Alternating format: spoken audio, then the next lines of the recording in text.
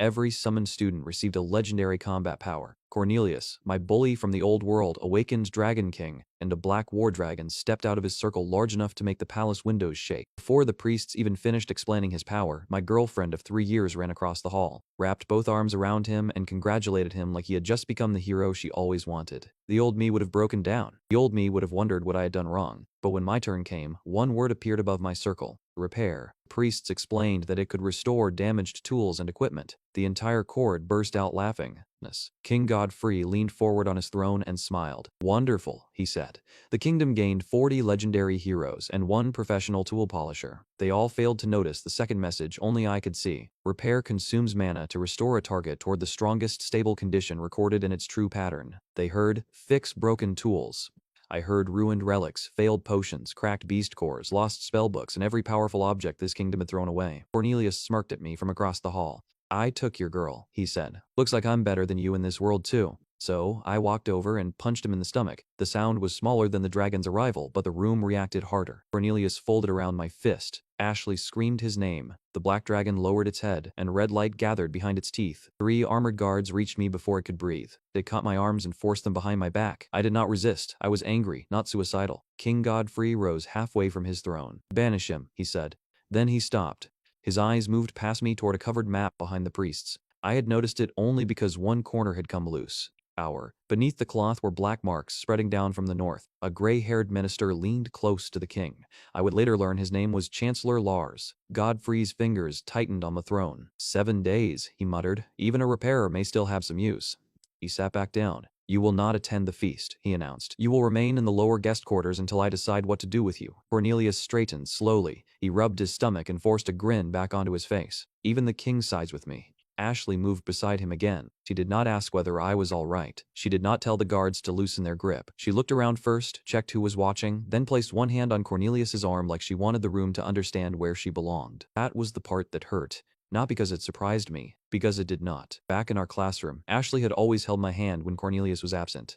The moment he appeared, she found a reason to let go. She called it avoiding drama. I had spent 3 years pretending that explanation meant something. One by one, the other students followed the priests toward a pair of golden doors. Some avoided my eyes. Others stared openly. A few smiled because the strongest person in the room had already decided I was funny. The same order as school. Different world. Bigger dragon. The guards released me only after the last student had crossed the hall. "Stay out of the dining wing," one warned. I looked down at my hands. A faint gold screen still hovered above my palms. 0, level 1, intelligence, 10 first mana gate output, 5% repair, mastery, 1. 5% meant nothing to me yet. The hidden description did. Cornelius had received 1 powerful creature. Ashley had received 1 powerful spell. I had received a rule. Rules scaled. I stepped out into the palace courtyard while music erupted behind the dining doors. The sky held 2 pale moons. A stone fountain reflected both of them. Through the tall windows behind me, I could see my classmates lifting jeweled cups while servants carried roasted meat between the tables. For 1 minute, I stood there and wondered whether I had destroyed my only chance to matter in this world. Then, a group of soldiers crossed the far edge of the courtyard. They were not carrying dinner. They carried bundles of arrows, rolled maps, crates of bandages, and black iron braces for the palace gates. The king had said 7 days. No one had explained why. A second group hurried through the shadows with a cart filled with broken weapons and scorched books. One wheel struck a crack in the stone. Something inside the cart vibrated. Not loudly,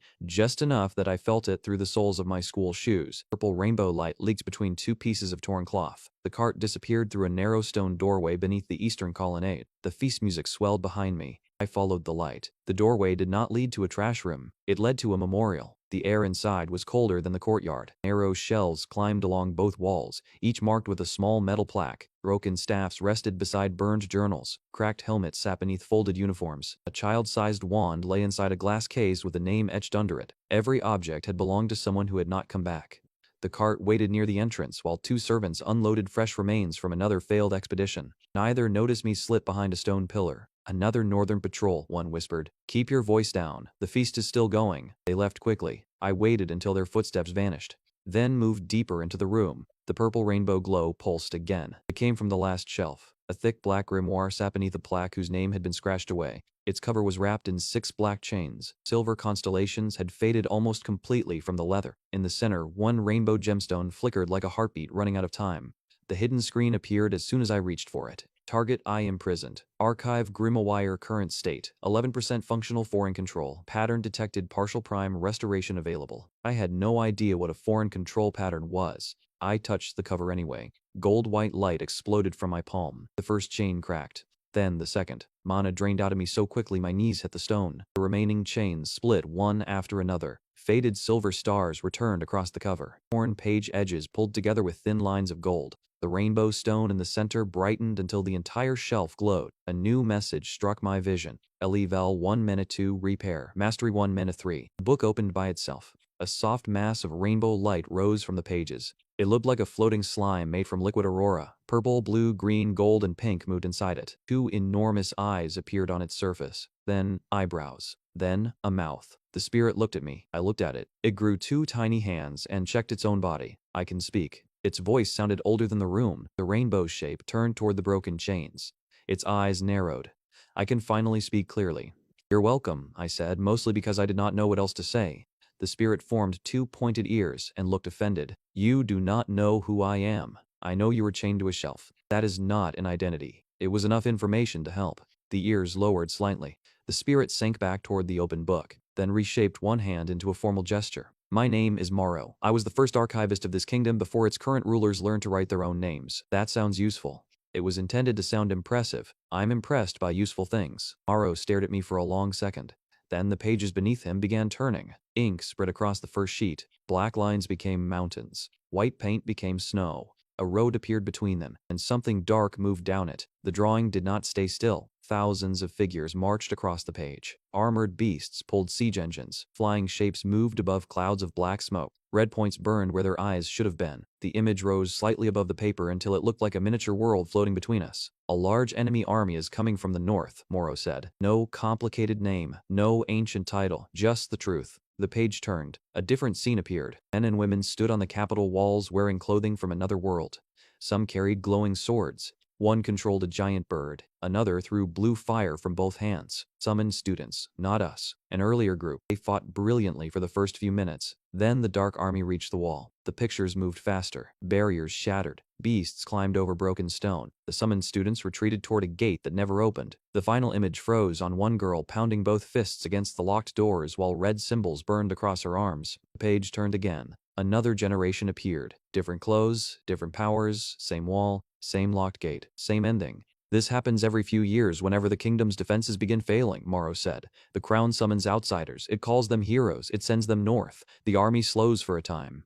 How long? Long enough for the court to pretend the plan worked. A third page opened. This time, I recognized the people in the moving image. Cornelius stood in black dragon armor. Ashley wore white and lilac robes. My classmates lined the capital wall in 2 rows. Red gold crests glowed beneath their skin.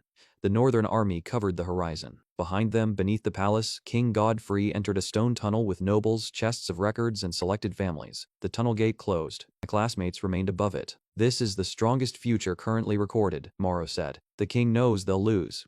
Yes, then why summon them? He does not need them to win. He needs enough of them to hold the wall until he, the nobles, the archives, and the people they selected can leave. The feast music sounded very far away now. I watched the tiny version of God-Free vanish into the earth. Can the future change? Morrow's eyes shifted toward me. The pages show what is most likely. They are not chains. He looked down at the broken black links scattered around the shelf. Not anymore. A quieter page opened by itself. It showed Ashley with both arms around Cornelius. Morrow formed a small mouth on one side of his body. The girl was not the one, by the way. I stared at him. You can see an invasion, repeated hero generations, and the king's escape plan, but that is what you decided to say next? I have seen at least 3 likely futures where you meet someone kinder before the weekends. That is an extremely low standard. Your previous selection established it. I almost laughed. Almost. Morrow closed the page. You restored me. I owe you one complete answer about this world. One answer? My surviving pages are incomplete. Precision has a cost. I looked at the chained book, the missing pages, and the floating spirit who had apparently spent generations unable to say what he knew. Come with me instead. Morrow's eyes widened. What? I have no allies. You know the world. You look bored. One useful guide is worth more than one answer. He formed a hand under an imaginary chin and studied me from head to foot. You punched a dragon summoner within an hour of arriving. He deserved it. You restored an ancient intelligence without understanding mana. That worked. You intend to run from a royal palace while carrying forbidden history. That is why I need a guide. Morrow's rainbow colors brightened. This could be entertaining. Grimoire turned to a blank page. A red gold symbol drew itself across the paper. It looked like a crown wrapped around a chain. Morrow's expression lost all humor. Before the sun rises, he said, the Crown intends to put this on every student. How do you know? I asked. Morrow opened to a page near the center of the grimoire. Unlike the others, its edges were burned black. The ink formed a man standing on a battlefield. He was tall, with long white hair and layered black and violet robes. Silver stars moved across his sleeves. Rainbow spell circles spread above an army, while dark creatures struck against a wall of light. The man raised one hand. A bridge of glowing pages appeared over a ravine, allowing hundreds of soldiers to escape. That was me, Morrow said. The floating spirit beside me copied the man's posture with tiny rainbow arms. I was not born as a book. The page shifted. Human Morrow stood inside a royal chamber filled with maps.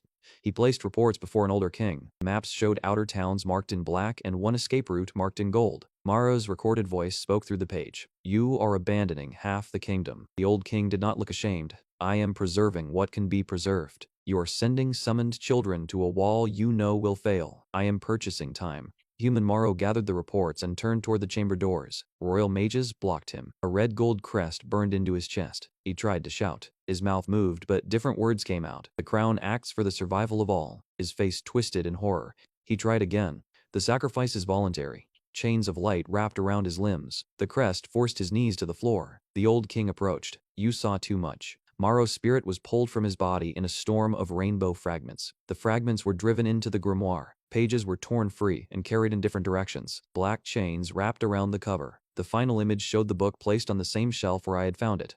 The crest remained inside my magical pattern, Morrow said. It prevented me from naming the protected officials, warning future summons, or leaving the shelf. And Repair removed it. Morrow opened another page. A human outline appeared with a red gold crest attached near the heart. Gold repair light passed through the body. Natural pattern remained blue. The crest appeared as a separate red knot. The crest was never part of me, Morrow said. Your ability treated it as foreign damage.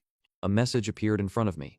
4N pattern detection acquired level 2 for free. That explained Morrow. It also explained what the crown planned for my classmates. Morrow's page displayed the crest's functions one at a time. A command forced a drawn soldier to raise his weapon. A second command froze him when he tried to retreat. A third sealed his mouth when he tried to warn someone. Pain ran through red lines whenever he resisted. It does not erase personality, Morrow said. It controls action when the crown gives an order. Between orders, they remain themselves. So Ashley will still be Ashley. Yes. And Cornelius will still be Cornelius. Unfortunately, I looked toward the ceiling. Somewhere above us, my class was eating beside the people planning to chain them. Morrow waited for me to say that we had to save them. I could see it in his eyes. Instead, I asked, then why don't I leave? Knight? Both rainbow eyebrows rose. What?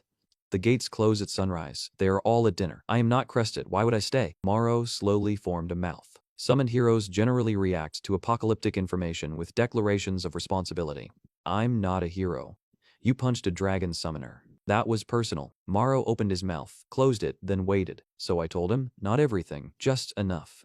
Cornelius leaning over Ashley's desk while I stood beside them. Ashley laughing when he called me her assistant, or handing me both school bags so she could walk beside him. Can you stay behind us? She had asked. You're making this awkward. I remembered holding her hand outside the train station. Cornelius had appeared across the road. Ashley pulled away so quickly it looked like I had grabbed her without permission. He's only joking, she always said when he insulted me. Stop being insecure. Stop embarrassing me. Cornelius shoved my desk into a wall once. My books hit the floor. The class watched. No one moved until the teacher entered. Ashley helped me pick them up afterward, privately. You're the reason he keeps doing it, she whispered. If you stopped reacting, he'd get bored. I had believed that for almost a year. The memory ended. Morrow's pages went still. They never protected me in a classroom, I said. I'm not staying to protect them in a war. Morrow did not tell me I was wrong. He lowered himself until he floated level with my face. Then survive first, he said. Decide what they deserve when the decision actually belongs to you. That answer made me trust him more than any speech about destiny would have. A metallic glint on the shelf caught his attention. Morrow pointed with one tiny hand. A cracked silver badge lay beneath the empty space where the grimoire had rested.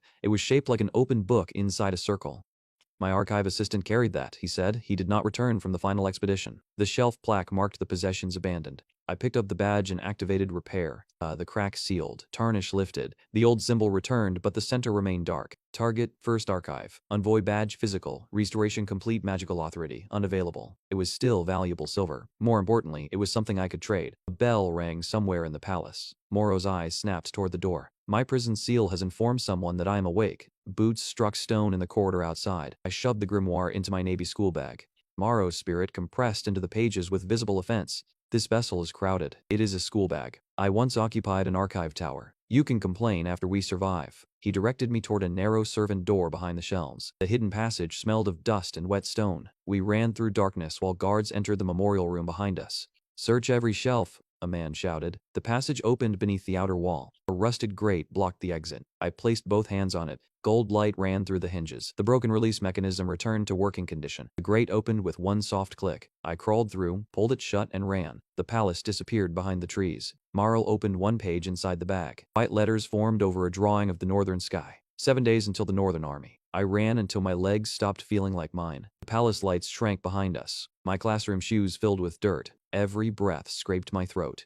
Morrow floated beside me whenever the road was empty, and vanished into the bag whenever travelers approached. We passed 3 refugee carts before dawn. The first carried farming tools and 2 sleeping children. The second carried an injured man whose left arm was wrapped in bloody cloth. The third carried nothing except people. All of them were moving south. No one needed to explain what that meant. R.A. Way Ven Port appeared at the edge of the forest just before its gates closed. It was larger than a village and smaller than a city, built around a wide river and a timber bridge. Warm lights glowed behind wooden shutters. A mill wheel turned slowly in the dark. I had no coins. I had 1 restored silver badge and a book that the crown would probably kill to recover. Martin's Inn stood near the market square. A painted lantern hung over the door. Inside, the room smelled like smoke, onions, and old wood. A broad man with a brown beard stood behind the bar. His sleeves were rolled above his elbows. A girl about my age moved between the final tables carrying empty bowls. She had warm brown skin, a practical braid, and amber eyes that found me before I reached the bar. She did not laugh at my school uniform. That alone made her unusual. The innkeeper looked at my clothes, then at the bag over my shoulder. Summoned? Recently? Royal escort? No. His expression became less welcoming. I placed the silver archive badge on the bar. What kind of room does this by? The girl stopped beside us. The innkeeper picked up the badge with 2 fingers. His eyes narrowed at the maker's mark. This is old royal silver. So a good room? This is the kind of property people get questioned for owning. So a private room. The girl's mouth twitched. The innkeeper looked me over again. Exhausted schoolboy, dirty shoes, no weapon, no escort. He set the badge under the bar. I'll give you one of the worst rooms in the building, he said, and I won't tell anyone you paid me with what is almost certainly stolen royal property. That is the best customer service I've received all day. The girl failed to hide her laugh this time. My name is Martin, the innkeeper said. He pointed at her. That is my daughter, Leora. You get 1 meal. We discuss the rest in the morning.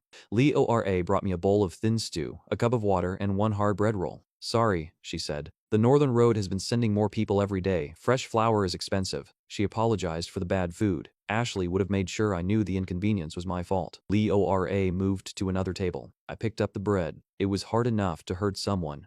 My fingers tightened around it. Gold light flickered beneath my skin. The bread softened. I stared. I squeezed again. The outer crust became crisp. Warmth spread into my palm. Martin looked up from the bar. I pushed more manna without knowing why. Steam rose from the roll. The smell of fresh barley bread filled the room. A small interface appeared. Target 3-day-old barley. Braid Prime State. Restored level 3 to 4. Intelligence 10, 11. Fierce Gate output 5%, 8%. Martin started walking toward me. I ate the entire roll in 4 bites. He stopped beside the table. Did that bread just... It was better than it looked. I picked up my stew and headed for the stairs. Martin stared at the empty plate. With the bread gone, he had no proof of anything except a smell and a suspicious boy carrying royal silver. Leora watched me climb the stairs. She looked curious, not impressed, not calculating who else was watching, just curious. The worst room in the inn had a slanted floor, a thin mattress, a cracked window, and a dark stain spreading across the ceiling. I reached toward the bed. Stop. Morrow shot out of the bag with both hands raised. Do not touch anything until you learn where your mana is going. I froze. Morrow formed a small diagram of my arm. Blue-white light leaked through my palm. Your mana is escaping through contact. People born here learn containment as children. The Crown did not mention that. The Crown planned to mark you before teaching independence. He showed me one simple exercise. Hold the mana behind the wrist. Let the hand become ordinary. It took 6 attempts. On the 7th, I touched the bed frame without changing it. Then I touched Morrow. Nothing happened. Morrow became silent. 2 rainbow dog ears formed on top of his body and slowly drew. What? I asked. You did not identify an ancient intelligence and choose to restore it. No. You were attempting to move a book. Yes. I defended kingdoms before your species invented school uniforms. The result still counts. Morrow floated toward the window and stared dramatically into the night. I ate the stew, placed the grimoire beside the mattress, and lay down fully dressed. Tomorrow, I said, we need money. Mana instruction, Morrow corrected. Money buys instruction. Potion access. Money buys potions. Equipment. Money. Morrow turned back toward me. You reduce civilization to commerce with alarming speed. Commerce is the part currently stopping us from sleeping outside. He considered that acceptable. The last thing I saw before sleep was a page floating over the grimoire. White letters formed against a painted sunrise. BA1SIX days until the Northern Army. RA Way Ven Port looked different in daylight. At night it had been shelter. In the morning it became a market. Shop signs hung over narrow streets. Mon Wan lamps dimmed as the sun rose. Couriers moved through the square carrying parcels in glowing satchels. A fountain in the center pushed blue water through a stone fish whose tail had been repaired at least 6 different ways. I left the inn before Martin could ask about the bread. Morrow floated beside me until we reached the crowded market, then slipped into the open grimoire inside my bag. Only his eyes remained visible between the pages. What is the first objective? He asked. Money. You possess an ancient archive spirit. Who cannot pay for breakfast? I contain magical knowledge from before the current dynasty. Does that knowledge buy potions? No. Then money. Morrow formed an irritated mouth across the page. I continued. Money buys training. Training gives mana. Mana repairs better objects. Better objects make more money. His mouth disappeared. That is offensively reasonable. We walked past a group of children making blue sparks between their fingers. Morrow opened to a blank page. A human outline appeared in rainbow ink. 8 circular shapes formed inside it, running from the lower abdomen to the head. Mana is the energy used by classes and spells, he said. These gates control how much can move safely through the body. The lowest gate opened slightly. A blue-white stream passed through it. You currently have 8 possible gates. Only the first is partially open. A percentage appeared below the drawing. GAT1 output, 8%. That sounds bad. It is normal for someone from a world without mana. Cornelius? His class forced open more capacity during awakening. That does not mean he understands it. The page showed 2 gates open, both leaking energy in uneven bursts. Morrow continued as we passed a noble carriage. Gates improve through practice, levels, controlled stress, and potions. Noble families teach this from childhood. Commoners are often told mana capacity is fixed. Is it?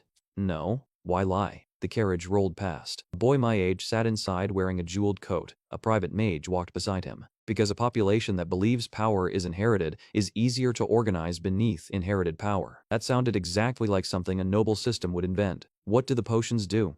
They accelerate a gate's development. Good ones cost more than this entire street earns in a month. Bad ones damage people. And broken good ones? Morrow's eyes shifted toward me. You are beginning to understand why repair is dangerous. We entered a second-hand shop near the edge of the market. The shelves held cracked cups, bent tools, faded charms, broken travel gear, and dead magic devices. The shopkeeper looked at my uniform and smiled the way merchants smile at people they expect to overcharge. Hero souvenirs? He asked. I have genuine monster teeth. A basket beside him contained painted chicken bones. No. I picked up a cracked ceramic cup. The repair interface appeared. Target, cheap clay cup prime state, cheap clay cup. I put it back. Morrow's eyes nodded from my bag. Broken did not mean valuable. A bent brass buckle had no hidden function. A torn glove had never been anything except poorly stitched leather. A cracked red gem was colored glass. Then I found a blue glass lantern beneath a pile of rusted cooking tools. One side was shattered. The handle had snapped. A faded rune circled the base. Target, damaged travel lantern current state, non-functional prime state, monster repelling travel lamp mana cost, 18. The shopkeeper saw me looking. 2 copper.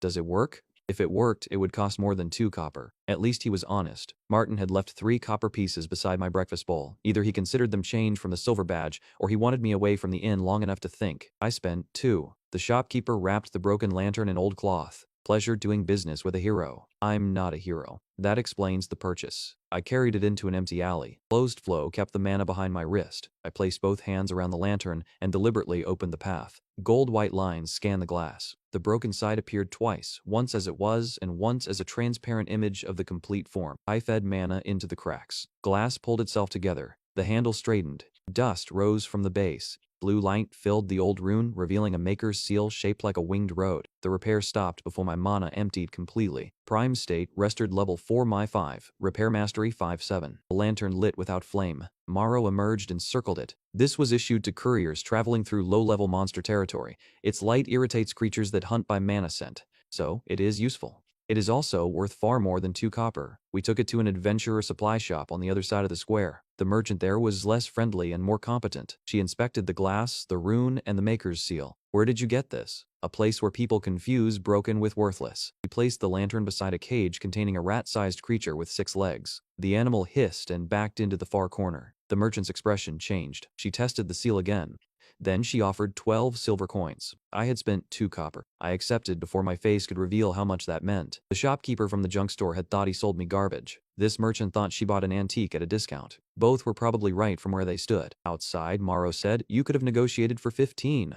I had no idea what 1 silver was worth an hour ago. 14 then. I will survive the lost profit. We crossed the square. A man leaning against the fountain watched us leave. He wore a brown hood and carried no shopping bag. When we turned down the Alchemy Street, he followed. 2 more men joined him. I did not notice. Morrow did. "Do not turn around," he said from inside the bag. "Why?" "3 men have followed us since the lantern shop." My shoulders tightened. Guards? Their knives suggest a less official profession. I kept walking. What do we do? Spend the money before they take it. That was not comforting. It was useful. Alchemy district smelled like bitter herbs, hot glass, and things that should not be inhaled. We passed a noble potion store with gold lettering and guards at the door. Morrow directed me toward a narrower shop whose sign had been repaired with rope. Cloudy bottles filled its windows. The thieves followed us inside the district. The potion shop sold failures. Not poisons, not counterfeits, mixtures that had separated, expired, cracked their bottles, or failed inspection by a small enough margin that nobles refused to buy them. A tired woman sat behind the counter reading a ledger. "Recovery tonics are on the left," she said without looking up. "Anything with red wax is sold as is. No refunds if your hair falls out." Morrow's eyes moved along the shelves from inside my bag. Cloudy blue bottle, bottom row. I found it behind 3 cracked stamina tonics. The liquid had separated into pale water and thick blue sludge. Target, failed first gate potion. Public effect, unreliable mana recovery. Intended prime state, perfect first gate elixir. Morrow spoke quietly. That formula was designed to widen the first gate permanently and begin opening the second. How much would a complete one cost? More than you currently own. The failed bottle cost 4 silver. I bought it. Outside the window, one of the thieves whispered to another, "Cloudy gate tonic. He wasted the money. Who cares what potion he drinks? He still has no mana." We were close enough that Morrow heard every word. He guided me out of town along a road that curved toward a patch of dead trees. The thieves followed at a distance. We stopped behind a low stone wall. I held the bottle between both hands and opened my mana flow. Gold light passed through the glass. The crack near the neck vanished. The sludge dissolved. Blue liquid cleared until it reflected the sky. Thin gold threads formed inside it, turning slowly like a miniature set of gates. Perfect first gate elixir effects. Permanently widens gate 1. Begins gate 2. Development improves mana recovery. Warning, adaptation, cooldown required. Morrow emerged fully. 1 dose, he said. Your body must adapt before another. What happens if I drink 2? Best case, the second is wasted. Worst case, your channels tear and close.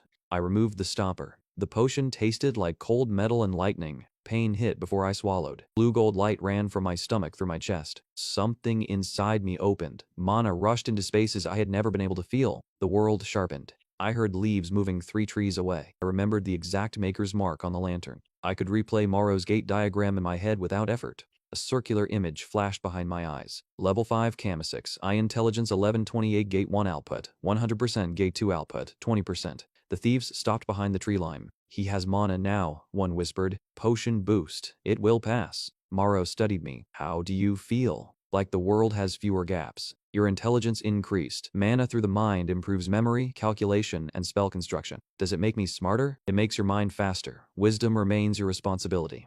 That sounded fair. I looked toward the dead trees. "Teach me 1 spell." Morrow's eyes narrowed. "You have been using mana deliberately for less than a day. 3 men are following us. That is a stronger argument." His book opened in mid-air. A simple diagram spread across 2 pages. Blue mana gathered into a circle. A smaller orange core formed inside it. Gather mana. Give it shape. Define heat. Contain it. Choose a path. Release only after the path is clear. The diagram looked like a casting interface from a game. A mana bar. Target marker. Containment ring. Release. I extended one hand. Blue-white mana gathered above my palm. I imagined heat as movement compressed inside a boundary. The blue light turned orange. A transparent ring formed around it. Morrow leaned closer. "Good. Keep it the size of an apple." The sphere reached the size of a melon. "Reduce the flow." I tried. Gate 1 was not interested in subtlety. The sphere doubled again. Morrow's eyes became enormous. 0. "I know. That is not an apple." The fireball was now wider than my chest. The containment ring trembled. I pointed toward the dead trees and released. The spear crossed the clearing like a miniature sun. It struck the first tree, swallowed the next 2, and burst against a 4th.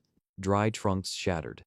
Heat rolled past us. Dirt and dead leaves lifted in a wave. For 1 second, the clearing was silent. I stared at the burning line through the trees. Morrow stared at me. "That," he said carefully, "was not small." The interface looked smaller in my head. Behind us, rope hit the ground. The thieves stood between two trees. One held a binding cord, another had drawn a knife. All three looked from me to the burning clearing. He had no mana 10 minutes ago, one said. Morrow rotated one eye toward them. They ran. No threats, no final insult. They simply turned and sprinted back toward Rivian Port.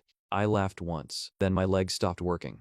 The fireball had consumed nearly everything the potion gave me. My widened gates could carry more mana than my body knew how to survive. I reached for the wall and missed. The ground came up hard. Zero? Morrow formed two hands and grabbed my sleeve. His fingers passed partly through the fabric. This form cannot carry you. Useful guide, I muttered. Do not become sarcastic while unconscious.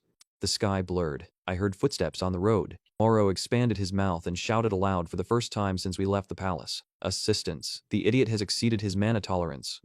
Leora appeared over me. She carried a bundle of herbs under one arm. Her braid had come loose near her cheek. Her eyes moved from me to the burned clearing, the empty potion bottle, and the floating rainbow spirit. The secret book? She asked. Morrow, first archivist. Panicking rainbow blob, she said. I am conserving physical definition. Leora knelt and placed two fingers against my wrist. Green gold lines spread over my skin. Her magic felt cooler than repair. It did not rebuild anything. It calmed the channels and held them open without tearing. You opened a gate too quickly, she said. Technically, I opened one perfectly. You are on the ground. That is unrelated. You look less mysterious from down there. I tried to answer smoothly. What came out was, the trees were already dead. Leora laughed under her breath. Then she helped me sit up. People passed on the road. She did not move away. She put my arm over her shoulder and took part of my weight. A memory surfaced without permission. I had twisted my ankle during a school sports day. Ashley told me to stop limping because Cornelius's friends were watching. Leora had known me for less than a day. She helped before asking what my power was worth. Morrow floated beside us as we returned toward town.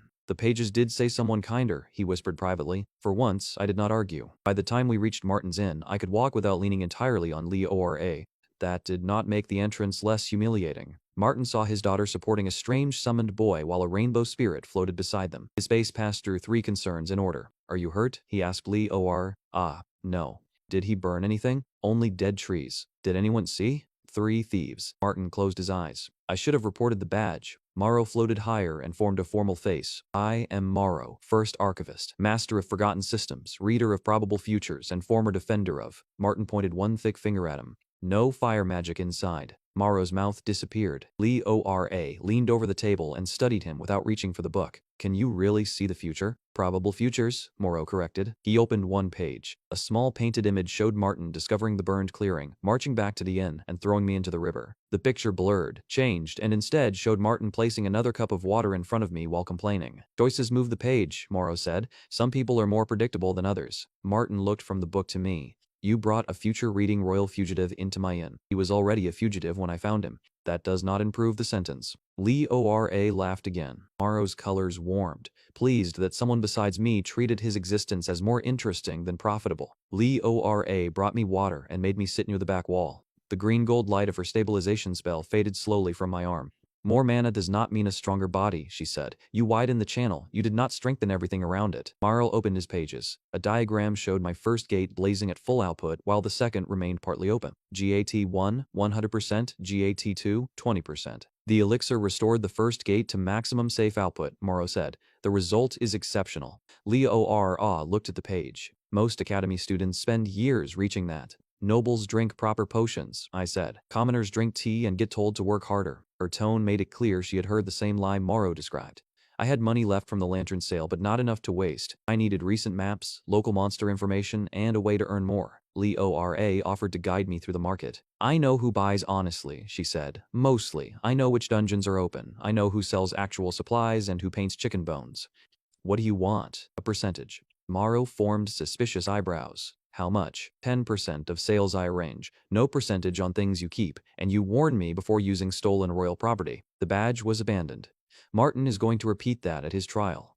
I held out my hand. Deal. She shook it without looking around first. We walked to a map and journal shop near the river. Morrow complained from the bag the entire way. I contain more knowledge than every volume in this street. You were chained in a palace for generations. I remain broadly informed. I need recent routes. I can infer them. Leora glanced at my bag.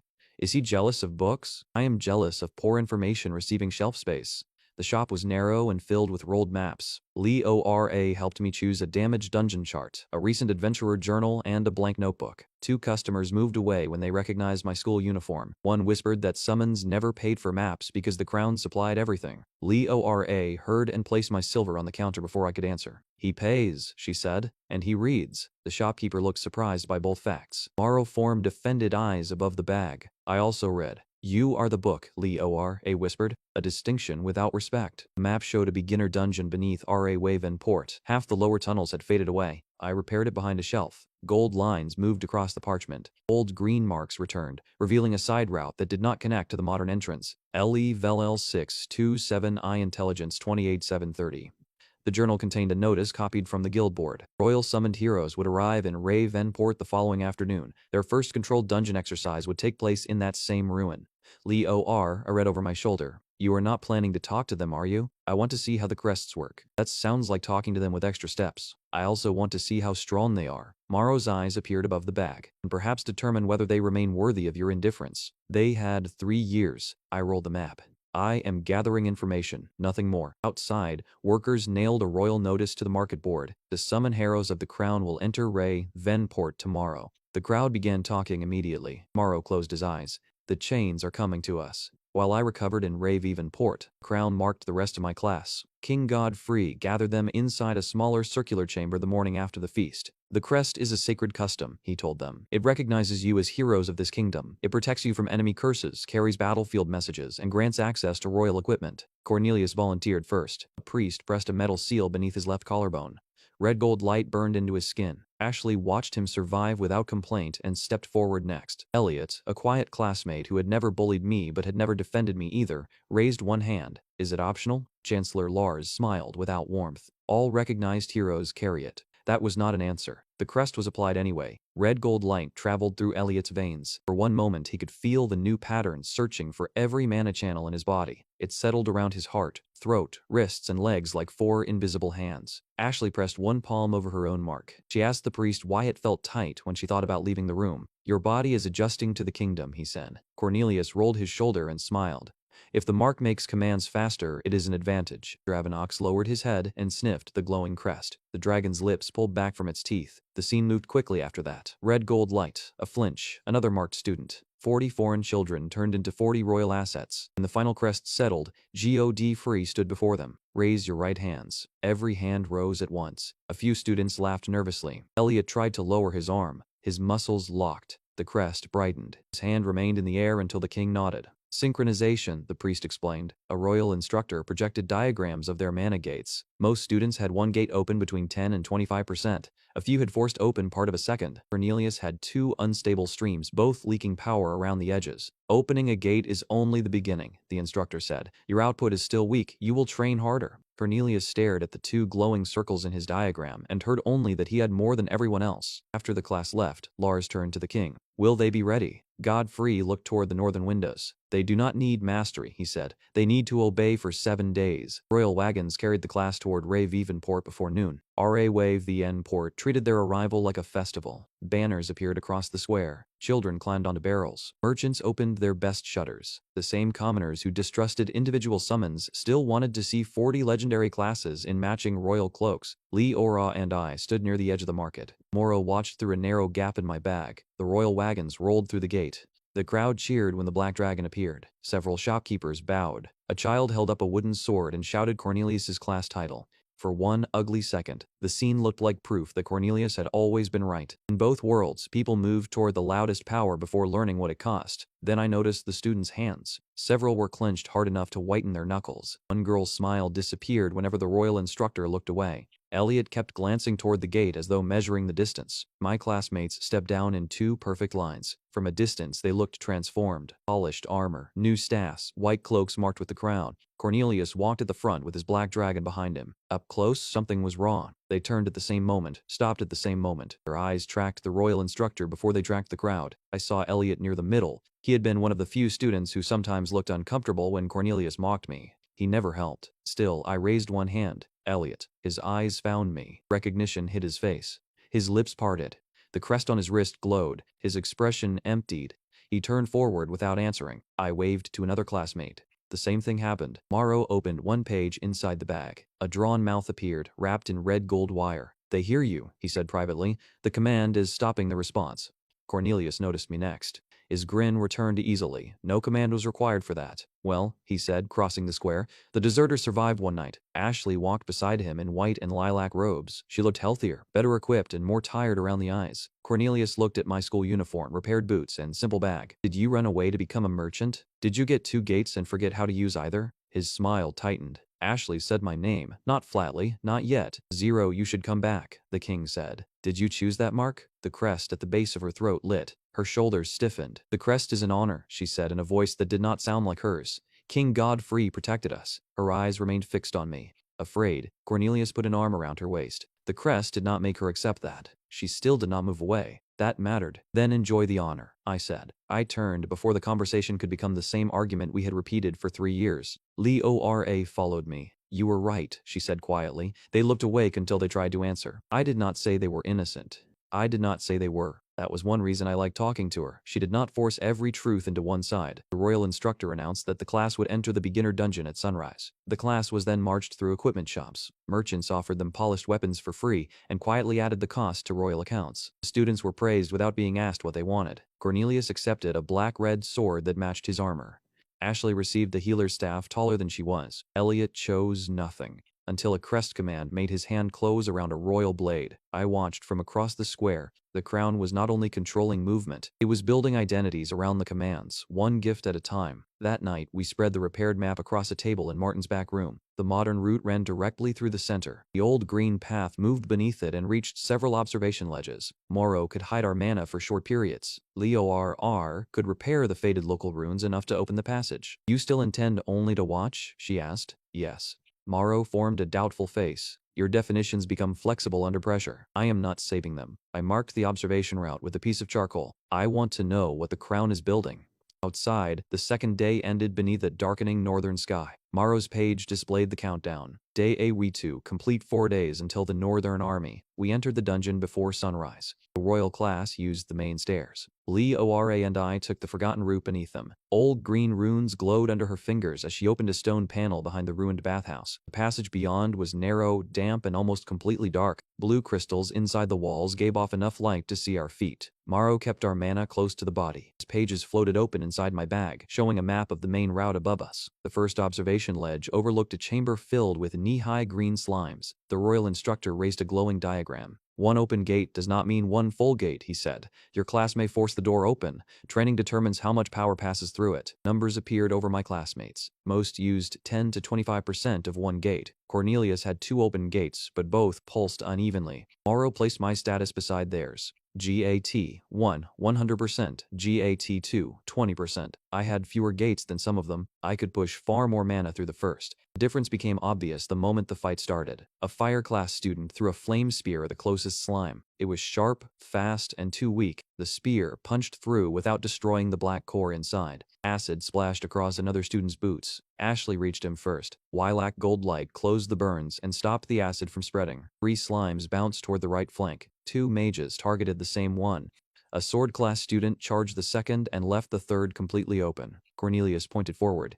"Dravenox, burn them." His black dragon inhaled. The royal harness flashed red. A huge cone of fire filled half the chamber. It destroyed the slimes, scorched the walls, and forced 3 classmates to dive behind pillars. Cornelius raised his sword like the damage had been intentional. The instructor praised the output and criticized the control. Cornelius heard only the first part. They moved deeper. The next chamber held horn wolves. The students had stronger skills than normal beginners. Their timing was worse than an ordinary adventuring party's. One student blocked too early. Another healed someone who was not in danger and emptied half her mana. A third cast a wind spell behind a wolf and accelerated it into the front line. The crests flashed whenever the instructor corrected them. Stop. Turn. Hold formation. Their bodies obeyed before their faces understood. Leora watched with both hands on the ledge. "They are powerful," she whispered. "They are also terrible." That was going to be my second sentence. The wolves fell. The class reached a stone bridge crossing a deep central shaft. That was where the dungeon stopped being controlled. A 3-meter stone ogre climbed from below. Moss grew between the joints of its gray skin. It carried a rectangular club longer than a person. The first swing shattered the bridge rail. Students scattered. Elliot slipped on broken stone and landed against the edge. His blue-white sword fell into the shaft. The ogre raised its club over him.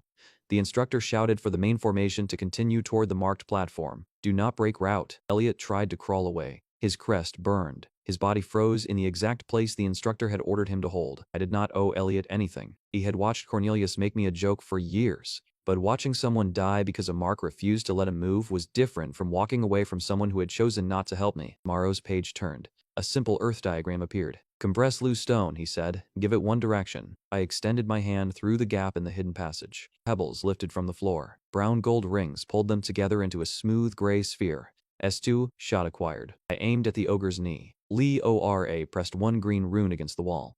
Left side, she whispered. I fired. The stone struck the joint. Her wind rune hit a heartbeat later. The ogre's leg twisted. Its club missed Elliot by inches. The whole creature fell sideways, broke through the damaged rail, and vanished into the shaft. The class stared at the empty ledge. Dungeon collapse, the instructor said after a pause. Elliot remained alive. He looked toward our hidden passage. For 1 second I thought he saw me. Then his crest flashed and pulled him back into formation.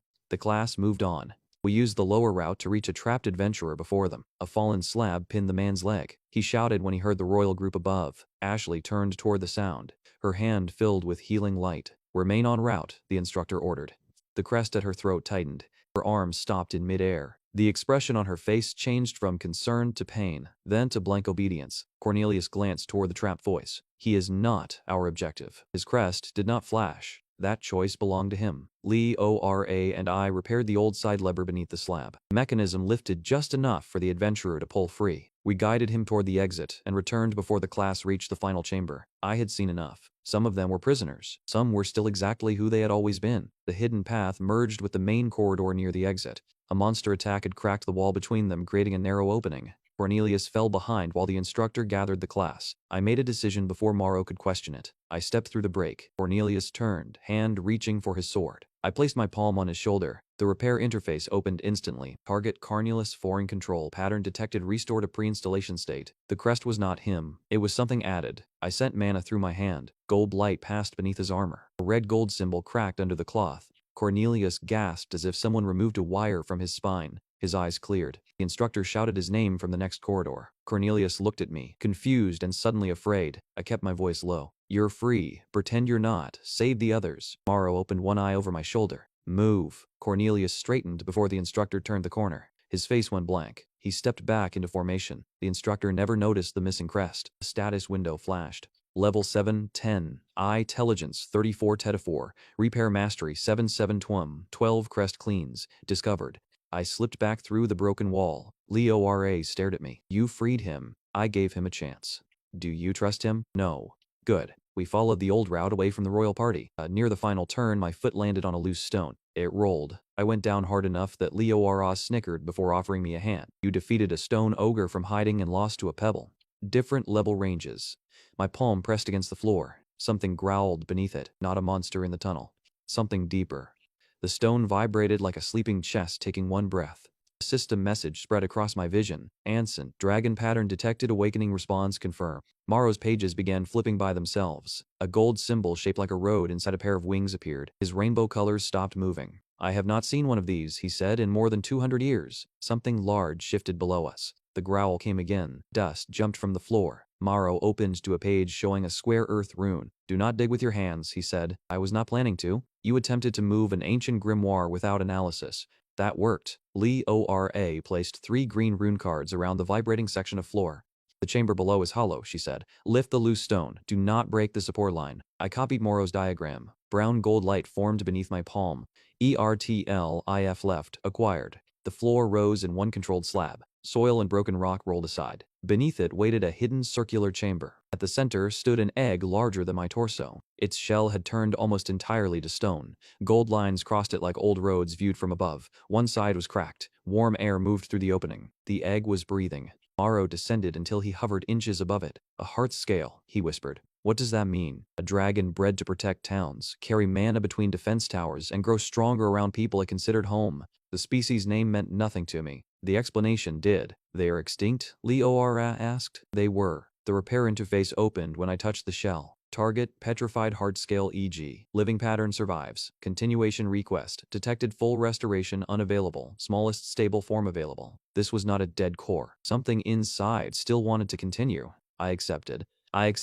Gold repair light moved across the shell. The stone softened enough to become egg again. Cracks joined, then spread in a new direction from the inside. One piece fell away. A round, orange-red head pushed through. The creature sneezed. A tiny ring of fire struck Morrow directly in the face. His rainbow body blackened for half a second. The egg split. A baby dragon tumbled out, shook shell fragments from its small golden horns, and flapped wings far too small for its belly.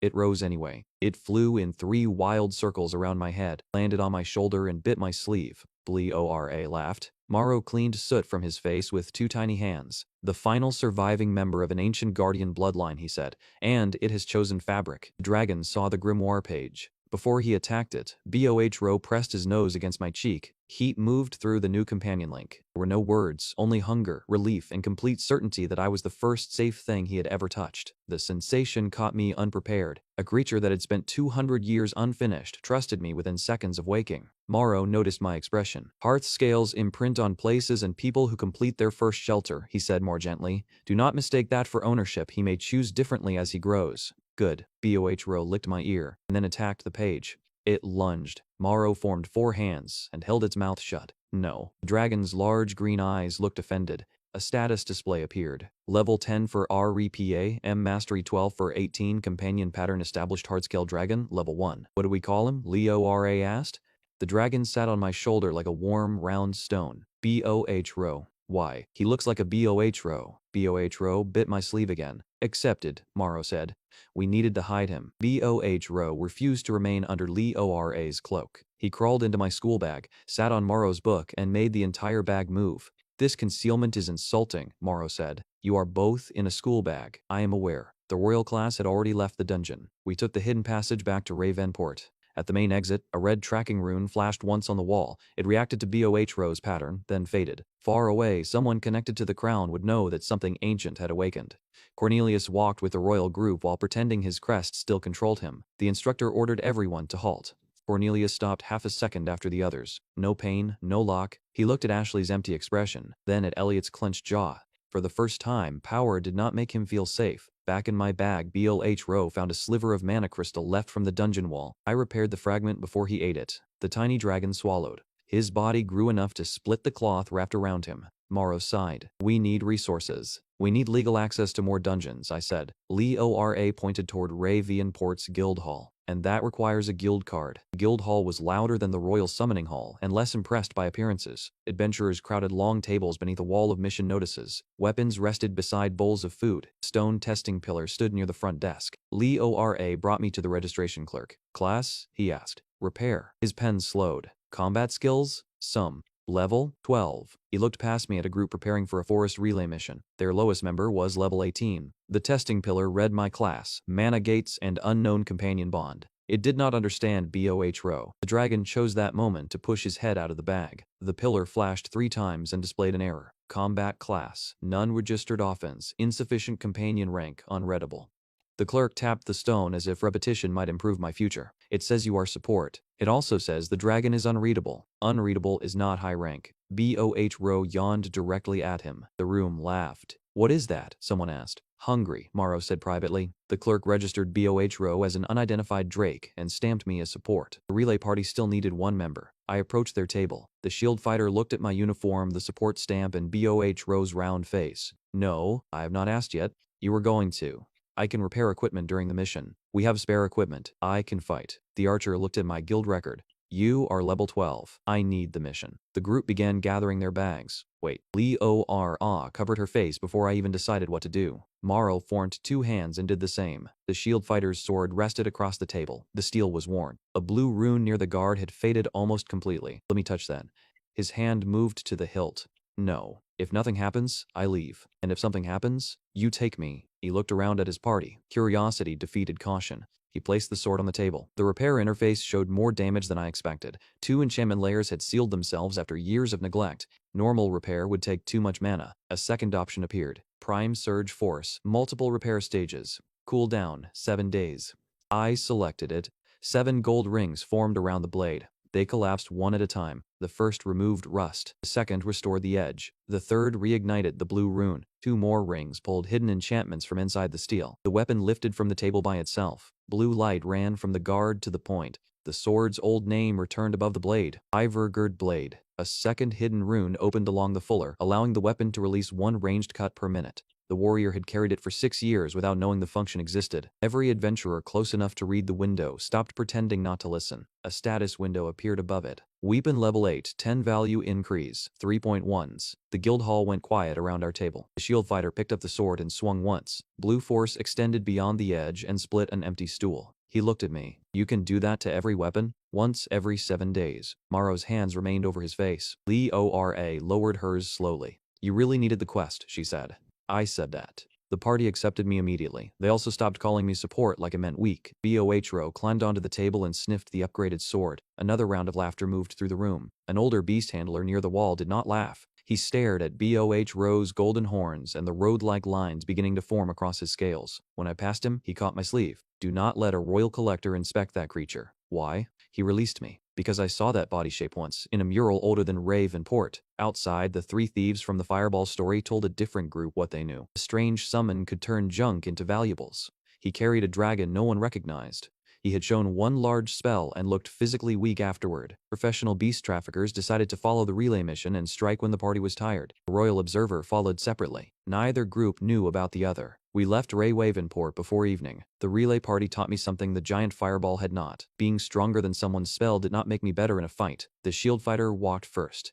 The archer controlled the sides. The young mage saved mana instead of throwing everything at the first target. Leora stayed near the center with her rune cards ready. I stood beside Bohro. Morrow watched from the bag. A pack of horn wolves attacked before we reached the first bridge. I saw them early. Intelligence 34 made their movement easy to read. My body still reacted late. The first wolf changed direction and came through the gap between me and the shield fighter. I raised Fire Sphere. Too slow, the shield fighter shouted. His upgraded sword crossed in front of me. Blue force knocked the wolf aside. Use the space we make, he said. Do not invent your own battlefield. That irritated me because it was correct. The archer pinned a second wolf's paw. A compressed stone from the road. Stone shot struck its skull. Level 13 Iquan4. A third wolf leapt from the brush. I did not turn fully. I pushed mana into the air between us. The burst hit like an invisible hand and threw the wolf sideways. Wind push acquired. The mage finished it with a narrow flame. The rest of the pack came together. This time, I waited. Shield first. Archer forced the turn. Mage split their formation. I placed a controlled fire spear in the gap instead of filling the whole forest with fire. 3 wolves fell. Level 14 117. The party looked at my status window. How are you gaining that fast? The archer asked. Meaningful contribution, Morrow answered aloud before I could stop him. The entire group stared at the floating rainbow spirit. He talks? Frequently, I said.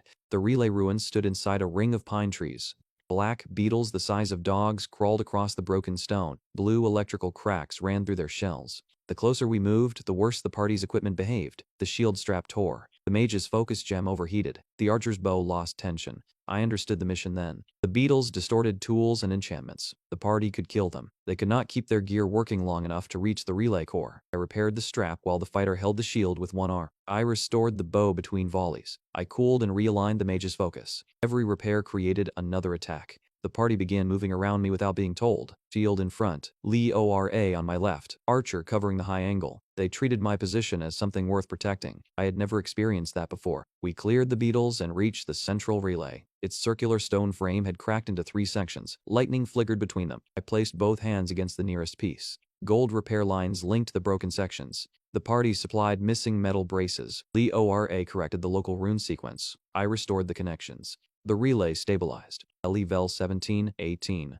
That was when the nets came down. Black cords dropped from the trees around Bohro. Metal collars hung from their edges. Beast traffickers rushed from the brush. Take the dragon alive. I used wind push before the first net closed. Air curved visibly through dust and threw it into a tree. The shield fighter blocked 2 men. The archer cut another net in midair. A trafficker came around my blind side and struck my forearm with a metal baton. Something inside the arm tore. My fingers stopped responding. Bohro screamed. It was not a dragon roar yet. It was the furious sound of a small creature who had decided I belonged to him. The traffickers released 2 chained hunting cats and a lesser wyvern. Bohro stepped in front of me. His shadow expanded. For one breath, the shape on the ground was not small or round. It was a vast winged dragon spread across the entire clearing. Every controlled beast froze. Their obedience collars flashed. They backed away anyway. Bohro inhaled. His flame was no longer a sneeze. A broad orange-gold burst struck the ground between the traffickers and split their formation. The shield fighter charged through the opening. Leora trapped one attacker's boots with green runes. The archer broke the release mechanism on the collars. The traffickers ran or fell. One escaped into the forest. The royal observer remained hidden and recorded everything. I looked at my useless arm. Can repair work on me? Morrow scanned the injury through his page. You are the one living target whose consent is not in question. The interface appeared. Target 0 LF forearm structural damage. Detected living repair available. I sent mana into my own body. Old lines moved beneath the skin. Torn muscle rejoined. The damaged mana channel aligned. Feeling returned to my fingers. The process hurt more than the injury. When it finished, my arm worked. My stamina did not return. Living repair. Self-acquired level 18 to 20. Intelligence 34 to 40. Gate 2 output 100%. Bohro climbed onto my shoulder. His body had grown to the size of a large dog. Gold road lines spread across his wings. Bohro's level 3-15 Hearthbraith acquired. We returned to R.A. Wavenport after dark. At the guild, the shield fighter placed his upgraded sword on the table and told everyone what happened. Repair was not the weak link, he said. It was the reason none of ours broke. The room looked at me differently after that, not as a legendary hero, as someone useful in a way they understood. Bohro stretched beside me. His body expanded again, larger this time, before shrinking back to its round form. Morrow's page displayed the new day. Day AY3, CO complete. 3 days until the Northern Army. Bohro woke large enough to carry 2 people.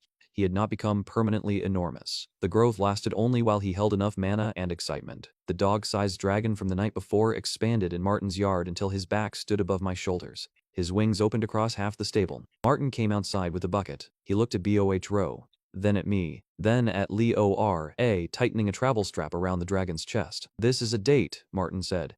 It is reconnaissance, I answered. Morrow floated over the grimoire and formed a satisfied smile. It is a date. Leora climbed onto Bohro behind me. Your book is smarter than you. He has intelligence advantages. I heard that, Morrow said. Bohro launched from the yard before Martin could reconsider allowing it. R.A. Wavenport dropped away beneath us. Leora gripped the rear strap the first time Bohro banked. I felt her hand catch my coat and stay there after the turn ended. Morrow floated beside us inside a small rainbow bubble, loudly explaining that ancient archivists normally traveled in dignified carriages. Bohro flew through the bubble and spun him once. I will document this disrespect, Morrow said upside down. The river divided the market from the mill district. Morning smoke rose from chimneys. Refugee carts gathered along the northern road. Beyond the farms, the forest covered the dungeon entrance like a dark green blanket. Leora pointed toward a gray stone tower on a hill. That protected R.A. Wavenport before my grandfather was born. The top stopped lighting years ago. Farther north, abandoned farms formed empty brown squares between the trees. Leora pointed east toward a distant blue ridge. The academy is beyond those hills. I used to think I would study runes there. What stopped you? Tuition. Martin needing help. My brother leaving. Normal things that become permanent if no one has enough money to change them. I understood that kind of permanence. What would you study? Connected runes. Bridges, mills, town wards. Magic that still matters after the person casting it goes home. That sounded less dramatic than Dragon King. It sounded more useful. The people left? I asked. Some. Others were ordered south. The northern road looked too straight from the air, a direct path from the dark horizon to Ravenport. We flew west over a ruined shrine and landed on a grassy hill. Bohro collapsed back into his round form and rolled once before stopping against Leora's boot. She scratched beneath his chin. You did well. Bohro made a sound like a pleased kettle. Leora asked me about Earth, not whether it had better magic or stronger weapons. She asked what cities sounded like, what food people ate after school, whether everyone really carried a device that held music, maps, messages, and games. I told her about trains, convenience stores, and recorded songs. She listened. Ashley used to ask questions only until Cornelius entered the conversation. Then my answer became background noise. Leora stayed on the hill beside me with no one important watching. My repaired arm still ached from the raid. She noticed. Repair fixed the structure, she said. Your body still needs recovery. Green gold light gathered between her hands. This is Mend Pulse. It supports what the body is already trying to do. Marl opened a page showing muscles and mana channels. Leora corrected the shape with one finger. Your old diagram pushes too much into the center. That diagram predates your entire school of magic. It is still wrong for his current gate output. Morrow's eyebrows rose. Leora placed my hand over the sore part of my arm. Do not reconstruct it. Encourage it. I sent a small pulse through the tissue. Green gold light moved under the skin. The ache lessened. The arm felt warm instead of repaired. Mend Pulse acquired level 2021. Intelligence 4044. Morrow examined the result. Your first tutor is competent. This is inconvenient for my ego. Leo R.A. smiled. I realized I was falling for her somewhere between the flight and the argument about an 800-year-old healing diagram. B.O.H. Rose suddenly lifted his head. Gold lines spread across his scales. They formed the same winged road symbol Morrow had shown us inside the dungeon. The abandoned tower answered. One gold light appeared at its highest window. Morrow's pages turned in the wind. A faded image showed Hearthscale dragons carrying streams of mana into that same tower centuries earlier. The tower is not waiting for another guardian, he said. He looked at B.O.H. Rowe. It is waiting for him. We stayed on the hill after B.O.H. Rowe's scales stopped glowing. The view made lying feel pointless. R.A. Way Venport spread below us. Martin's Inn stood near the center of the roofs. The mill wheel turned beside the river. Refugee carts moved through the northern gate in a slow line. Morrow opened his book on the grass. A map appeared across the pages. Black ink moved down from the north. One branch reached the capital. Another passed directly through Ravenport. Leo R.A. looked from the map to me. You knew something was coming. Yes. How much? Enough that the truth would either make her walk away or tie her to a war she never asked for. I told her anyway. I told her I had not been sent to Ravenport by the crown. I had run. I told her Morrow had been imprisoned because he tried to expose the royal plan. I explained the obedience crests. I explained the previous summoned classes and the king's escape route. The army arrives in 3 days, I said. The crown plans to hold it at the capital. R.A. Way Venport is outside the protected line. Lee O.R.A.'s face remained still while Morrow's pages showed the likely future. Black Army reached the northern farms. R.A. Way Venport's old tower stayed dark. The village gate broke. The capital wall lit farther south while the people outside it disappeared beneath smoke. I left because I did not care what happened to my class, I said. The words sounded worse once spoken aloud. They watched Cornelius make me miserable for years. Ashley helped whenever it kept her close to him. I thought this world had finally given me a chance to stop carrying people who would never carry me. Lee O.R.A. did not tell me I was a hero. She did not tell me betrayal stopped mattering because the danger was bigger. Then do not fight for them, she said. Fight for the people who chose you. Below us, Martin stepped outside the inn and argued with a delivery driver over flower prices. The answer landed harder than a moral lecture would have. Lee O.R.A. reached into her runeworker's bag and removed a copper compass. The glass was cracked. One needle hung loose. 3 tiny message crystals around the edge had gone dark. My brother carried this, she said. He joined a northern unit last year. The crown still sends us payments and says he is on honored duty. She placed it in my palm. Repair scanned the mechanism. Target. Military message. Compass surviving recording. 1 prime mechanism. Restoration available. Gold lines closed the glass. The needle returned to its pin. 1 message, crystal lit weakly. Morrow spread his pages behind it. Compass projected a blurred image. Soldiers marched north through rain. Their cloaks were torn. Behind them, wagons filled with grain, medicine, and arrows moved south. A young man with Lee O.R.A.'s eyes held the compass close to his face. They call us reinforcements, he whispered, but they are moving every supply wagon away from us. If this reaches home, tell Father I. The recording ended in static. Lee O.R.A. closed both hands around the repaired compass. For several breaths, neither of us spoke. The war was no longer a page showing strangers. It had a voice she knew. Far away, Cornelius was hearing the same truth from the people who created it. He stood in the royal camp outside Ravenport, pretending the missing crest still controlled him. When instructors ordered the class to face north, he turned with them. When Lars commanded silence, he kept his mouth closed. That allowed him to remain near the command tent. Through the canvas, he heard Lars speak to a royal officer. The students hold the capital wall. The king enters the underground route when the third horn sounds. And Ravenport, already classified as lost. Cornelius looked toward Ashley and Elliot standing motionless beside the supply wagons. For the first time, running alone did not feel like victory. He stayed. Back on the hill, I looked at Lee O.R.A. I will protect Ravenport. And afterward, I decide what happens to the crown. Morrow's future page flickered. The image of Ravenport burning blurred at the edges. Elivel 2122 I Intelligence 43 Ribers 4T W8C Time 2 18. The mill wheel below us stopped. A bell began ringing beside the river. The mill had failed at the worst possible time. Its water wheel hung crooked over the river. The main axle had split. One grinding stone had shifted off-center. The grain lift jammed halfway to the storage floor. Without the ventilation fans, damp heat gathered inside the bins. Refugees waited outside with empty sacks. A company from the capital had already inspected the damage. Their foreman named a price Ravenport could not pay, then offered to purchase the mill when the owner failed. Martin told the council about me. Half the room objected before I entered. Summoned heroes break things. He is barely a hero. He is a deserter. Lee O.R. stepped beside me. He repaired a relay, saved the guild party, and turned 2 copper into a working monster lamp. Let him touch the mill. That was not a romantic defense. It was a list of evidence. The mill owner placed one calloused hand on the main beam. You have my permission. I touched the wood. The interface did not show one object. It showed a network. Target Raven Port MIL system connected parts. 47 missing materials detected. Current mana insufficient. Transparent gold lines spread through the water wheel, axle, gears, grinding stones, grain lift, and storage vents. Each broken connection glowed red. I cannot create the missing wood and iron, I said. I need parts. The carpenters brought seasoned beams. The blacksmith shaped a new axle sleeve. Mill workers cleared ruined grain from the lift. Li Ora crawled beneath the ruined housing and copied the faded symbols onto fresh plates. As each person willingly handed the system to me, the mana cost changed. 400, 300, 210. Morrow watched the numbers fall. A shared system is easier to restore when the people who depend on it entrust it to the same purpose. A new skill appeared. Linked Repair acquired. I opened my mana flow. Gold-white lines connected every worker, tool, and mill component into one pattern. The carpenters fitted the wood. The blacksmith locked the sleeve around the axle. Bohro breathed a narrow line of heat over the frozen joint. Li Ora pressed both hands to the rune plate. I restored the damaged connections between all of them. The water wheel moved 1 inch, then 1 full turn. The axle caught. Grinding stones aligned. The grain lift rose. Ventilation shutters opened along the roof. The first bag of fresh flour dropped into the mill owner's hands.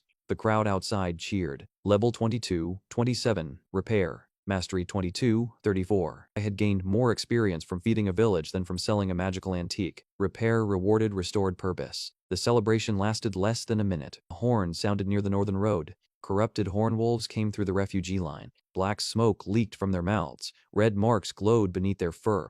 The royal class was training near the military supply depot. Their instructor pointed toward the wagons. Protect royal supplies. Ashley saw a child fall beside the road. She turned. Her crest lit. Her body locked and redirected toward the depot. Cornelius's crest was gone. He could choose. He could not reveal that yet. He ordered Dravenox to charge the closest wolf. The dragon struck a supply wagon instead. The wagon tipped sideways and formed a wall between the wolves and 3 refugee families. The instructor cursed Cornelius's poor control. Cornelius pretended to be furious. I noticed the wagon's angle. He had not missed. There was no time to question it. Bohro expanded into his juvenile form and landed between the refugees and the wolves. Li Ora placed green runes across the road. I repaired cracked wagon boards into shields while local fighters formed a line. Stone shot broke the first wolf's horn. Wind push threw the second into Li Ora's binding rune. Bohro's hearth breath drove the pack away from the children. LL 2728. Bohro LLL teen 25. When the last wolf fell, an old crystal platform near the mill lit for the first time in years. Gold light rose inside it. Then the crystal split from top to bottom. I pressed one hand against it. Target, Raven Port, Defense Crystal Restoration, Dennied missing Central Authority. Ancient Dragon Key required current level insufficient. The same winged road symbol appeared inside the crystal and across Bohro's scales. On the hill above Raven Port, the abandoned tower fired one thin beam of gold into the sky. It was calling him. The tower doors opened for Bohro. They had resisted every village key for decades. When Bohro placed both front claws against the dragon-shaped seal, gold lines spread through the stone like roads lighting on a map. The doors separated with a sound like a mountain taking one breath. Raven Port's Council granted me authority over the tower before we entered. The permission appeared in my repair interface as a new layer of access. Inside, dust covered a broken bridge spanning the central shaft. Rotating stairs hung at the wrong angles. A huge observation lens near the top had cracked into 6 pieces.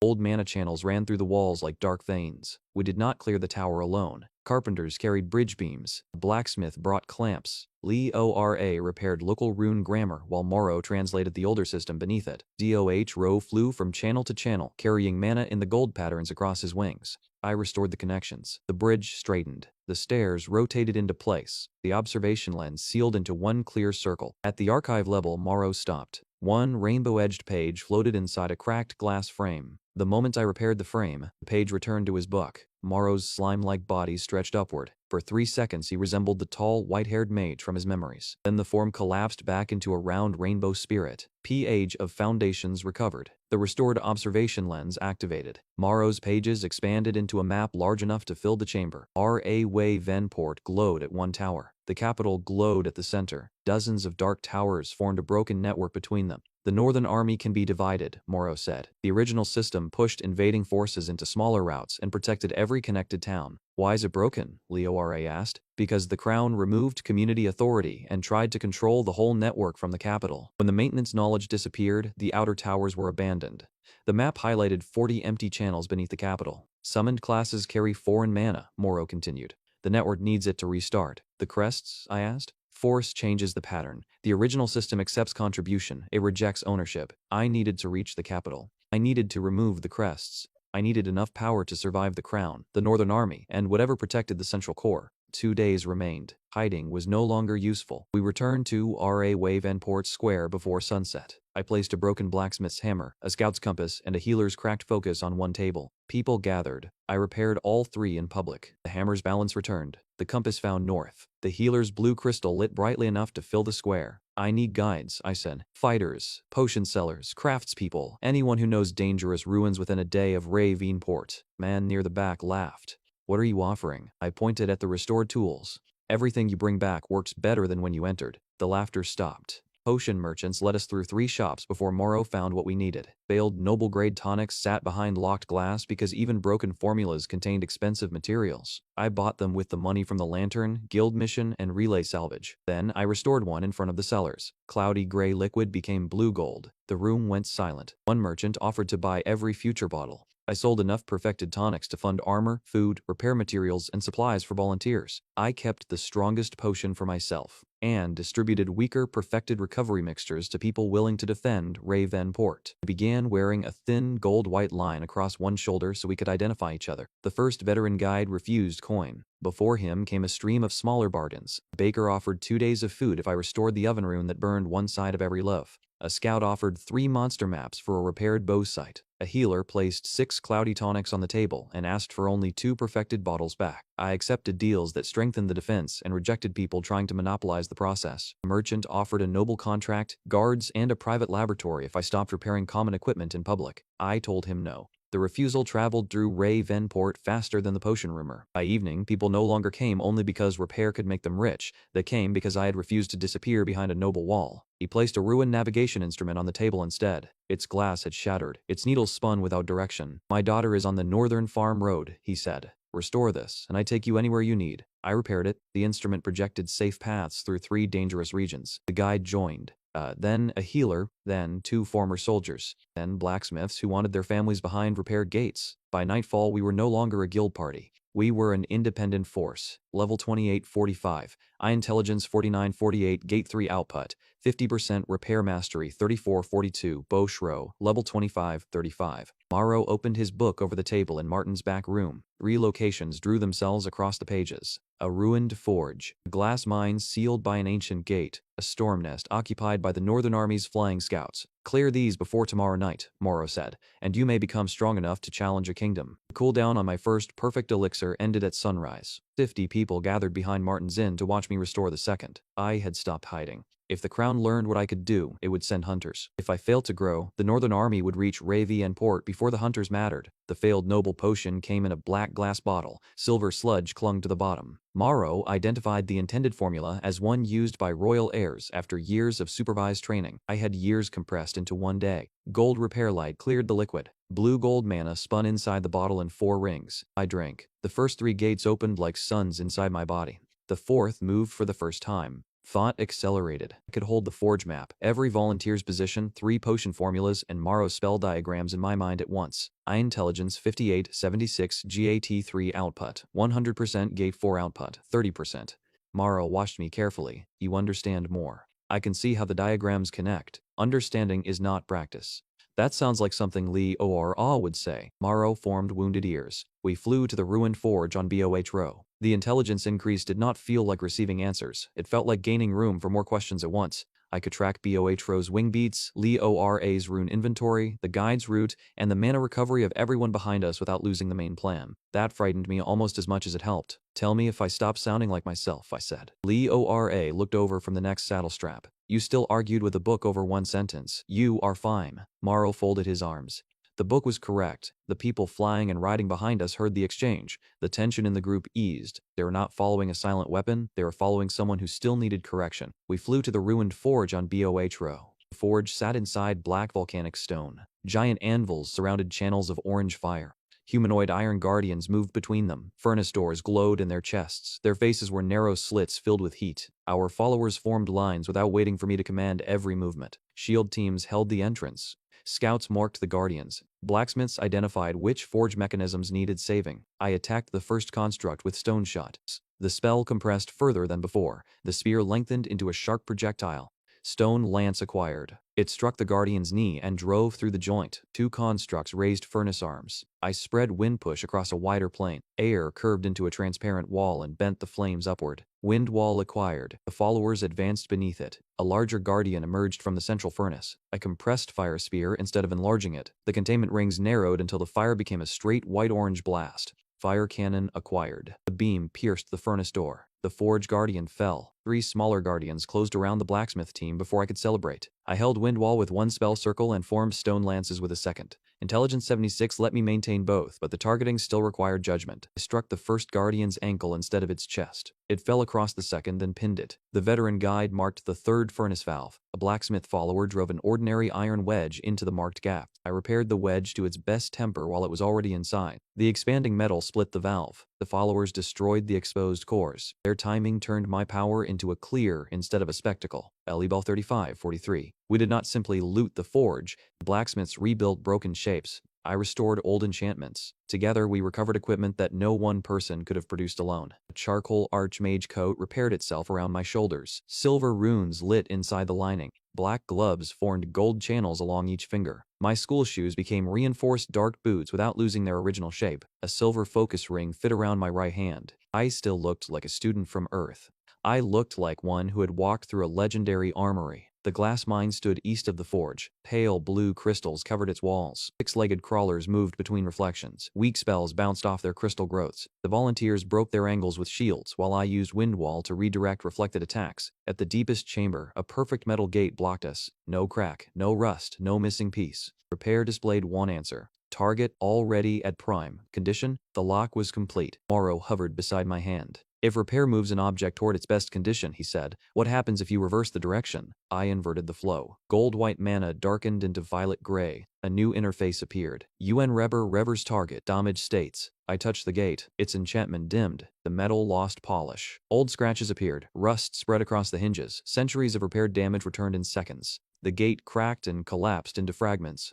The sound carried through the mine. Every crawler in the reflected tunnels turned toward us. Unrepair changed the next fight completely. I touched a crystal bridge and returned its support brackets to the day they first cracked. The bridge dropped after our people crossed, cutting off half the swarm. I removed the sharpening enchantment from a spinning trap and turned it into harmless, dull metal. When one crawler locked its crystal shell into a perfect defense, I targeted the shell rather than the creature and returned every fracture the armor had ever accumulated. The followers finished with the new openings exposed. Unrepair was not destruction without rules. It was history used in the opposite direction. The followers behind me went completely silent. Leora touched one fallen piece. You did not break it. I returned every break it ever had. Morrow's eyes glowed. Use it only on non-living patterns. I tested it against the Mine Guardian beyond the gate. 20 rings of crystal armor rotated around its body. Unrepair removed 3, then 5. The volunteers struck the weakened sections. The Guardian fell. UN Repair acquired repair mastery. 4255 Elivel 43rd D50. By the time we reached our camp, word had spread. People arrived from nearby settlements carrying damaged swords, cracked staves, dull armor, and failed potions. I stopped charging anyone who agreed to defend R.A. Wavine Port. A retired soldier offered his shield.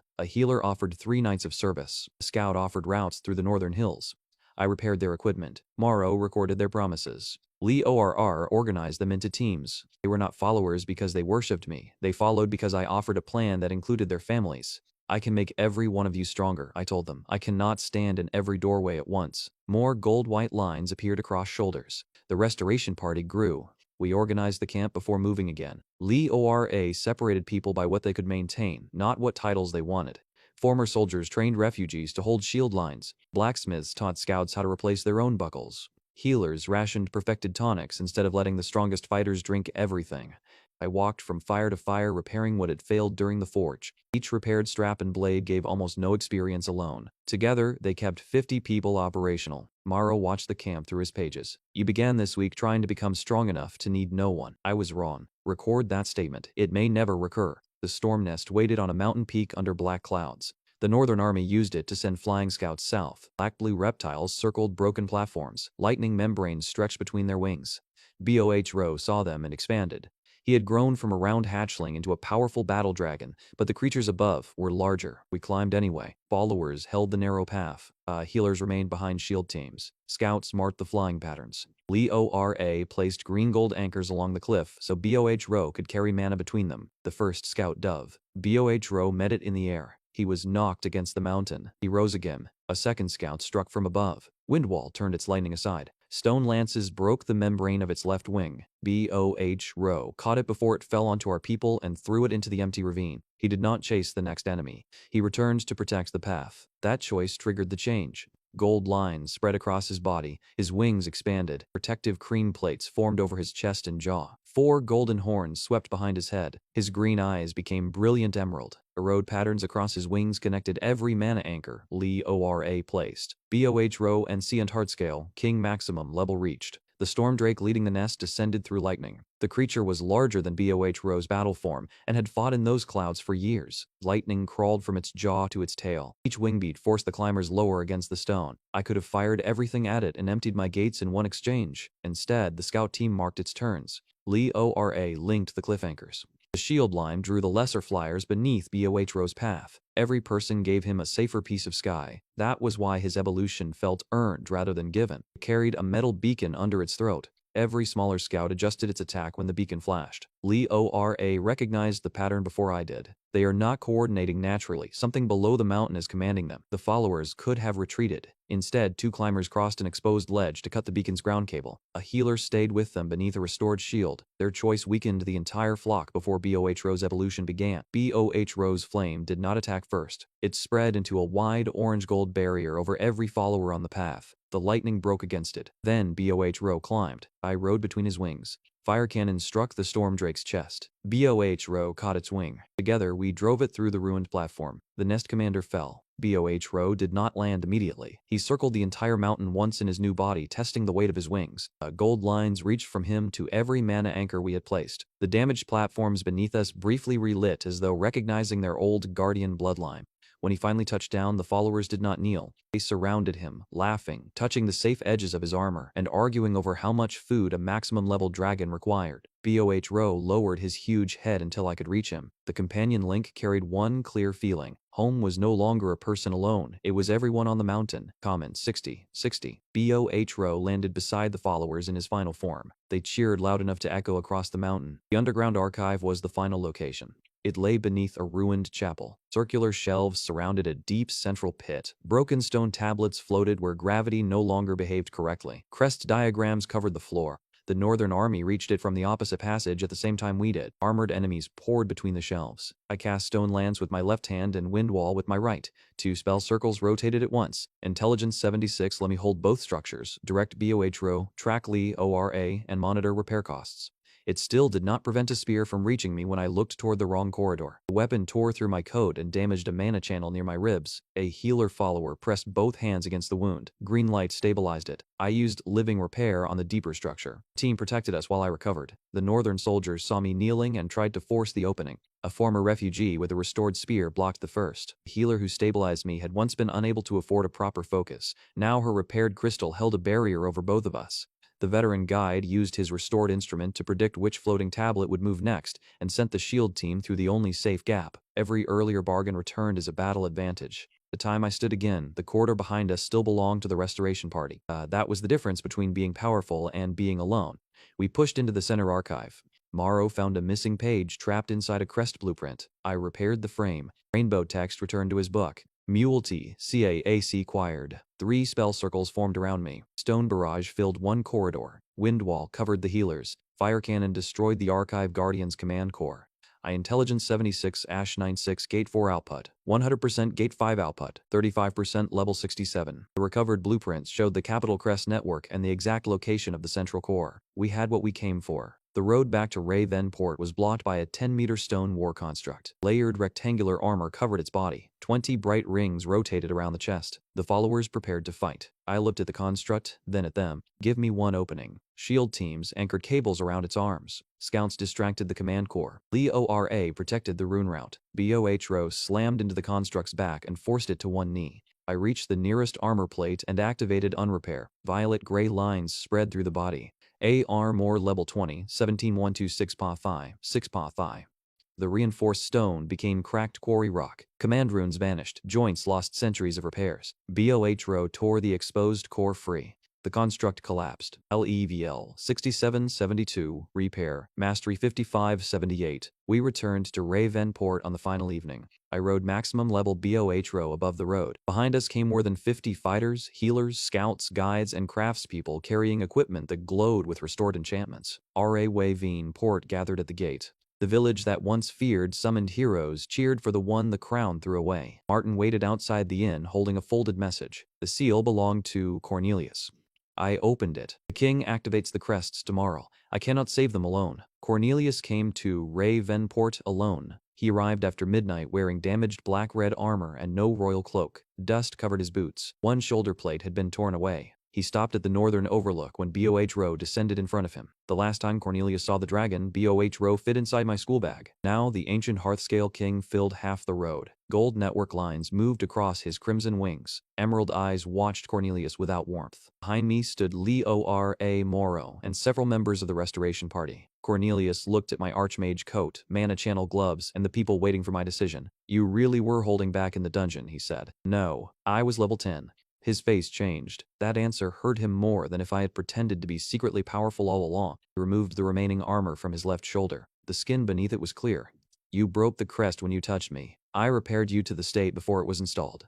I tested it afterward. The commands did nothing, and you stayed. Cornelius looked toward the capital lights in the distance. I could not remove theirs. Silence settled between us. He had spent years using silence as permission. This time, he filled it himself. I bullied you because it was easy, he said. People laughed, Ashley chose my side, and every time you stayed quiet it made me feel stronger. Leora did not move. Tomorrow's pages remained closed. Cornelius continued. I used her to humiliate you because I knew she would let me. I enjoyed it. The crest did not make me do any of that. That mattered. Not enough to erase it. Enough that I listened. I am sorry. I am sorry. One good decision does not erase years. I know. He met my eyes without smiling.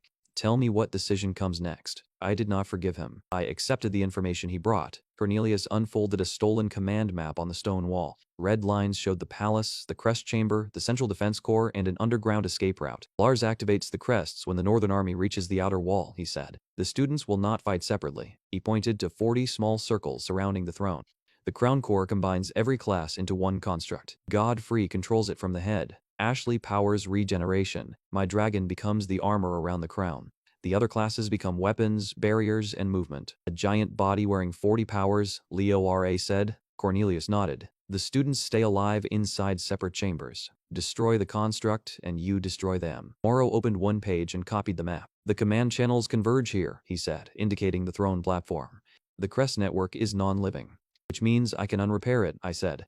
If you can reach it. Cornelius had memorized the timing of the commands, the service entrance beneath the eastern wall, and the position of every class chamber. He also knew the king's escape route was ready. The plan became possible because my former bully had spent 3 days pretending to remain a prisoner. That did not make us friends. It made him useful. I gathered the restoration party in Ravenport Square before dawn. The gold-white line on each shoulder glowed in the tower light. I am going to the capital, I said. Some of you need to stay here. The Northern Army will not stop because I leave. No one cheered. They chose jobs. Martin remained with the tower team. Blacksmiths stayed to maintain Ravenport's weapons. Healers divided between the village and the capital strike group. Scouts volunteered to hold the roads between towers. The veteran guide chose the palace route. I repaired the last batch of armor in public. I restored cracked potion bottles and divided the perfected recovery tonics. I could make every person stronger. They made the strength matter by choosing where to stand.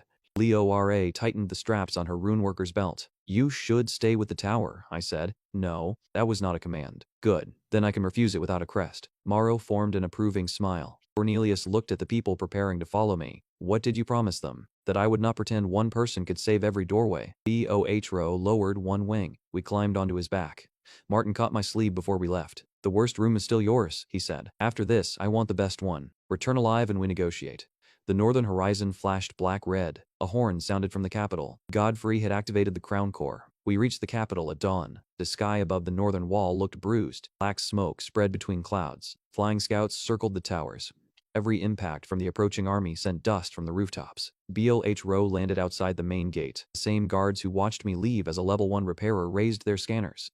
Blue light passed over my body. The status window expanded large enough for everyone nearby to read. 0, level 72, I intelligence, 96 gates, 14, 100%, gate 5, 35%, Repa AMA Estery, 78 companion, Ansent Heart Scale King, maximum level. No one laughed. The gate captain stepped aside. One of the younger guards recognized the same school jacket I had worn when they expected me to disappear beyond the walls. His gaze moved from the repair gold lines on my gloves to the enormous dragon behind me. You were the repair boy, he said. I still am. The answer spread through the gatehouse. Repair had not been replaced by a secret combat class. The ability they mocked was the thing standing in front of them. Behind BOH row came the restoration party. Their armor did not match. Their weapons came from different towns and different lives. Every piece carried the same thin line of restored gold-white light. We moved through the capital while civilians ran in the opposite direction. The palace command hall stood where the summoning ceremony had begun. The white marble was gone beneath red gold command wires. 40 circles surrounded the throne. My classmates stood inside them wearing royal armor. Ashley occupied the front circle beneath a lilac crystal. Elliot held his blue-white sword with both hands. Cornelius entered through the royal side passage and took his assigned place without looking at me. King Godfrey sat on the throne wearing the tall black gold crown. Chancellor Lars stood beside the crown core.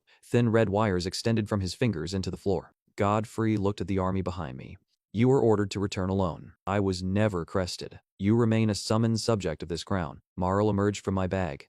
His grimoire opened above us. No, he said, he does not. Rainbow pages spread across the ceiling. The court saw the previous summoned generations fight and disappear. It saw the locked gates. It saw Godfrey's escape route. It saw human Morrow crested, silenced, and forced into a book. Nobles shifted away from the throne. Godfrey remained seated. The army outside is real, he said. The deaths are real. The choices of a ruler are not made inside a boy's fantasy of fairness. You plan to save yourself, I said. I plan to preserve leadership, knowledge, and enough population to rebuild. R.A. Ravian Port was marked lost before the army arrived.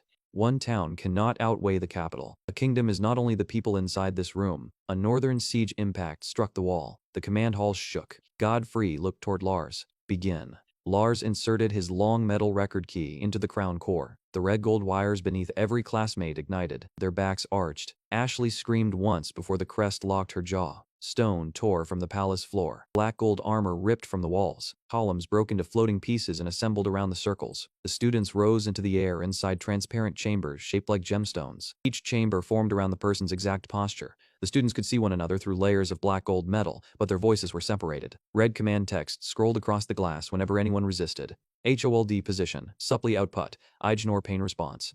The instructions made the construction feel less like armor and more like a machine built from trapped bodies. The throne platform became a spine. 4 giant arms formed around it. A dragon-shaped helm closed over the top. Cornelius and Dravenox disappeared inside the crown. Ashley's chamber locked into the chest, glowing white and lilac. Sword classes formed the right arms. Mage classes became elemental cannons. Movement classes built the legs. Barrier classes spread into a cloak of flowing light. The construct punched through the roof and stood in the palace courtyard. The transformation dragged banners, statues, and entire sections of ceremonial wall into its frame. The same hall that had laughed at repair became raw material for the crown's weapon. Student chambers remained visible between the plates, each face lit by the color of a stolen class. Elliot struck the inside of his chamber with both hands. A movement class girl ran in place without moving. 2 healers were already unconscious while their mana continued flowing. The Titan was not only powerful, it was visibly built from people who could not say no. It was 30 meters tall. Black gold armor covered a humanoid body. 40 student chambers glowed across its chest, shoulders, arms, and legs. King Godfrey sat inside a crown-shaped control room behind the dragon helm. The crown was wearing every class at once. System name appeared over it. Crown Titan Royal Composite. Authority. The Titan moved first. One elemental arm became a stone blade and swept across the courtyard. BOH Row lifted into the air with me between his wings. The blade passed beneath us and split the palace fountain. A second arm formed the lightning bow. I cast Wind Wall. Transparent layers rotated in front of the restoration party. Lightning arrows bent upward and shattered windows instead of bodies. Stone barrage formed around my shoulders. Dozens of compressed rocks struck the Titan's left knee. Cracks spread across the armor. Fire cannon followed. A white-orange beam burned through one plate. For 1 second, the wound remained open. Then Ashley's stolen twilight healing filled the chest core. Lilac gold light passed through the Titan. The armor rebuilt itself. Godfrey's voice projected from the helm.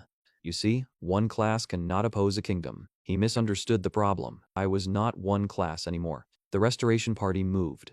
The veteran guide climbed a broken statue and used his restored instrument to predict where falling armor would land. The baker whose oven I had repaired carried replacement arrows between shield lines. The healer from the forest raid established a triage circle beneath the eastern arcade. People who had once approached me with ordinary broken objects now used the strength inside those objects to keep the courtyard alive. Shield teams spread through the courtyard and guided civilians into the side streets. Scouts climbed broken walls and marked the Titans' joints with gold flares. Blacksmiths set portable repair stations behind stone cover. Healers formed green-blue circles. Rune workers followed Li Ora through the palace debris. Northern flying scouts descended over the roof. Half the restoration party turned to meet them without waiting for me. They protected the battlefield I needed. Li Ora knelt beside a broken red gold wire and traced it with one finger. Green gold lines spread across the courtyard. Each student chamber controls one layer, she shouted. The legs belong to movement classes. The chest is Ashley. The helm is Cornelius and the dragon. The arms are weapons and mages. Morrow opened a page above her. A transparent diagram of the Titan aligned with the real body. The royal shells are non-living, he said. The students are not. Unrepair could remove the prison without touching the people inside.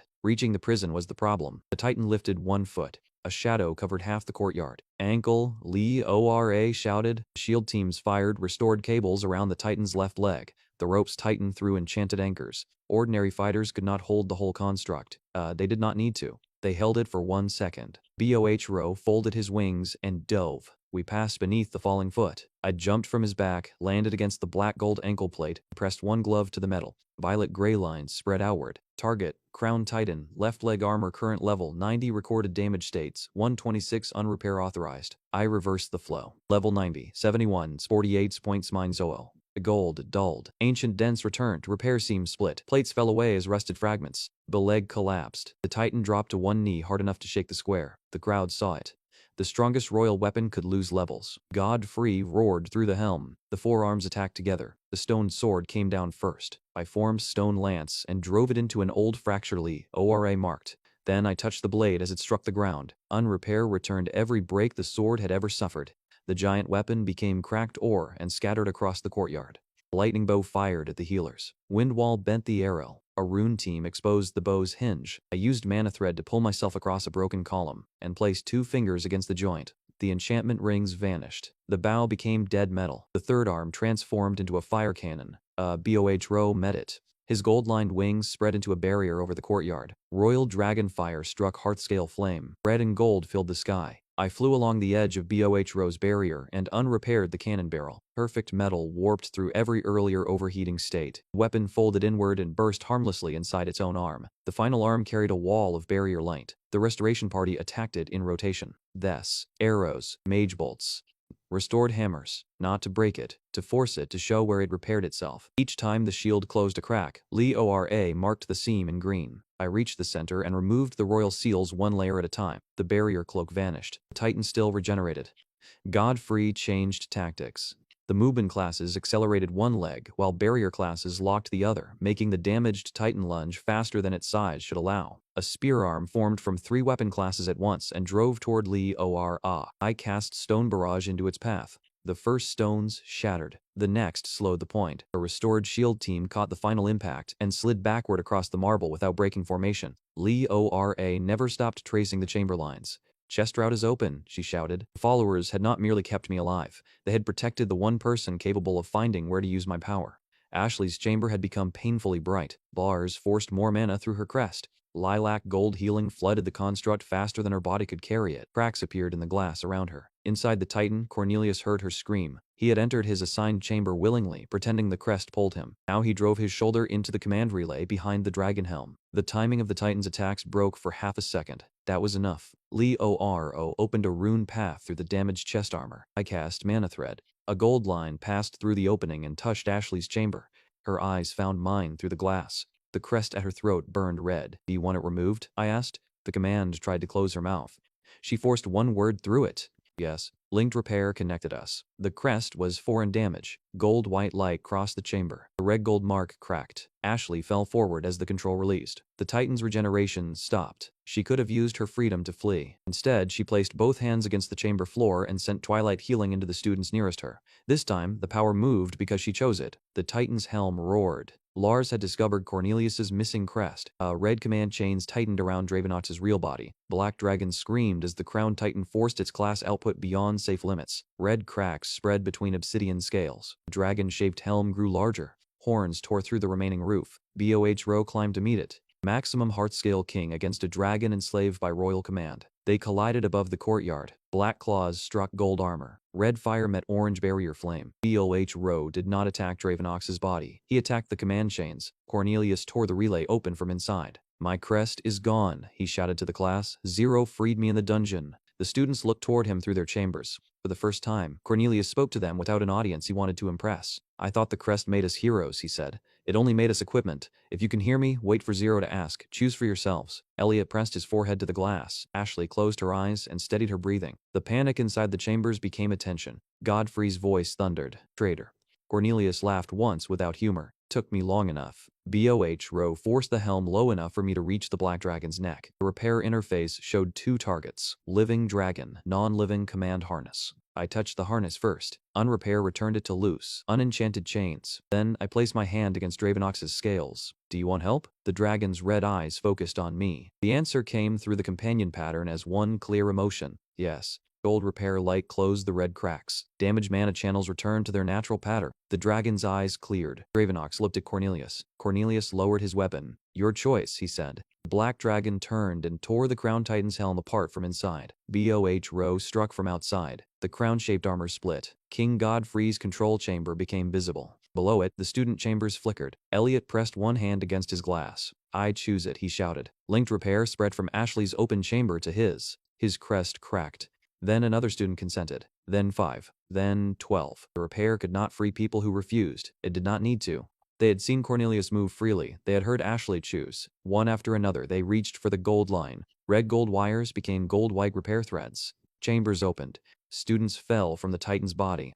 Restoration party teams caught them in reinforced nets and carried them away from the collapsing armor. The Titan shrank with every freed class. Lars pulled desperately at the remaining command wires. They snapped in his hands. Godfrey stepped from the broken control chamber onto the throne platform. The crown still rested on his head. Enough. Every gemstone in the black gold metal lit at once. A command spread across the capital. Royal Authority. Meal. Red gold pressure struck the courtyard. Royal guards dropped first. Civilians fell. Even some freed students buckled as the command reached old traces of the Crest network. The Restoration Party remained standing longer because their mana was connected voluntarily through linked repair. I still felt the weight. Godfrey descended the broken steps. "You confuse consent with strength," he said. "Civilization exists because authority acts before everyone agrees." Morrow opened his pages beside me. The history of the crown appeared as layers.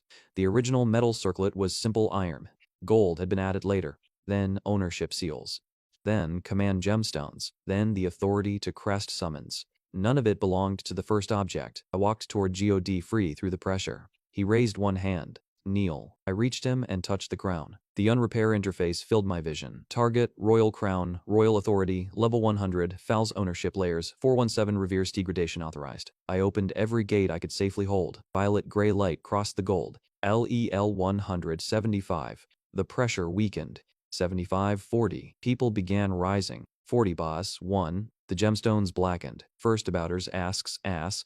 The crown rusted in Godfrey's hands. Gold peeled away. Command seals flaked into dust. He was left holding a cracked iron ring. Behind him, the throne returned through every repair and decoration added across generations. Gold vanished. Reinforcements loosened. Dark wood rotted.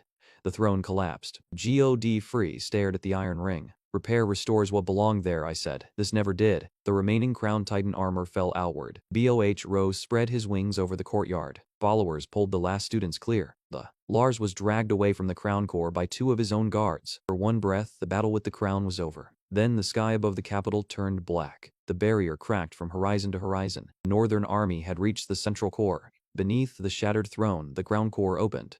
3 enormous system windows rose into the air. The 3 windows hovered above the crown core. The first showed the capital beneath a bright golden dome. Inside that image, the palace remained untouched while the surrounding countryside went dark. The system displayed population totals as numbers, clean enough to hide individual faces. Ra Wei Venport was not even named. It appeared as one disconnected light marked non-essential. Option 1. Restore the royal shield protects the capital. Requires forced class mana. Preserves crest authority. Outer settlements disconnected. The second showed the black gold core collapsing into ash. For one moment, the image looked satisfying. Every crest shattered. Every royal command vanished. Then the view widened. No tower answered the next wave. The army reached the river by nightfall, and the southern roads by morning. Option 2. 2 OFAR E2. On repair destroys the obedience network permanently. All current barriers disabled. Northern advance becomes unrestricted. The third showed dozens of towns connected by gold-white lines. This image contained no single throne. It showed mills, bridges, guild halls, village towers, and ordinary people maintaining separate parts of the same defense. The network was stronger because no one point could own or destroy all of it. OPTIOT 3. Restore the original shared covenant protects all connected settlements. Requires voluntary mana and local authority. Missing restoration material may be drawn from the restorer's accumulated levels. Godfrey pushed himself upright beside the broken throne. Choose the royal shield. His crown was gone. His voice still expected obedience. The capital holds the largest population. Restore it now. We can rebuild the outer settlements later. Morrow's future page opened above us. R.A. Venport disappeared beneath black smoke in the first option. Martin stood beside the tower until the light went out. The mill stopped. The inn burned. Leora saw it too. Option 2 removed the crown's control completely. The crests could never return, neither could the barrier. The northern army spread across every road. Freedom without survival. Option 3 showed no guaranteed ending, only a cost. The system expanded the final warning. Estimated restoration. Restaurant requirement exceeds current mana. Substitute resource available. Level experience. Potential result. Level 1 potential result. Systemic failure. A new impact shook the chamber. Black cracks spread through the ceiling. Northern creatures were already inside the lower tunnels. God-Free pointed at the first window. You have seconds, boy. I looked through the network projection toward Ravenport. The tower lens showed Martin in repaired leather armor. Refugees carried arrows to the walls. Blacksmiths turned the mill courtyard into a supply station. The people I had equipped were holding the roads. They believed the network would connect. I selected option 3. A final confirmation appeared. Buffer Alas accumulated levels if required. I selected yes. Leora grabbed my wrist. No, the system needs material. It needs voluntary material. She drove one green rune into the floor. The line raced through the chamber, into the palace, down the road network, and north toward Ravenport. Martin's tower answered. Gold light reached back. Leora looked at the freed students and the restoration party. He is not paying alone. The veteran guide placed his restored navigation tool against the floor. I give the tower route. The blacksmith set down his hammer. I give the enchantment and every weapon he restored for me. A healer pressed her staff into the rune. I give mana. One by one, the restoration party connected. Their gold-white shoulder lines became threads running into the crown core. The system asked each person separately. Contribute voluntarily. No one was added through my authority. Some gave mana, some gave one level. Craftspeople contributed enchantments from tools I had restored. Scouts gave route access. Martin's team in Ravenport granted the local towers authority. A few frightened people declined. The network accepted that answer too. The defense was being built from choice, not from perfect agreement. Elliot stepped forward. I give my class by choice. His blue-white sword skill entered the network. Ashley placed both hands over the core. I give Twilight Healing. Cornelius looked at Dravenox. The black dragon lowered its head. Together they contributed Dragon King. Bohro spread his wings over the chamber. Gold road patterns lit from horn to tail. He became the bridge between every tower. Morrow opened his recovered pages. I return the knowledge the crown stole, he said. The third option changed. Voluntary contributors detected. 87 Restoration Coast distributing estimated restorer. Level loss reduced. The core accepted us. Gold-white light filled the chamber. Then the northern army broke through the lower doors. Armored creatures poured into the tunnels. Corrupted beasts climbed over them. Black siege constructs forced their way through the stone. The restoration could not stop while we fought.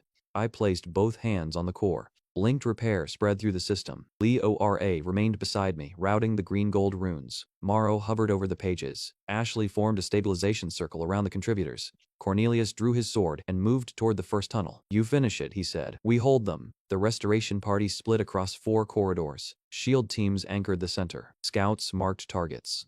Healers stayed behind cover. The ordinary people I had upgraded faced an army that royal planners considered unstoppable.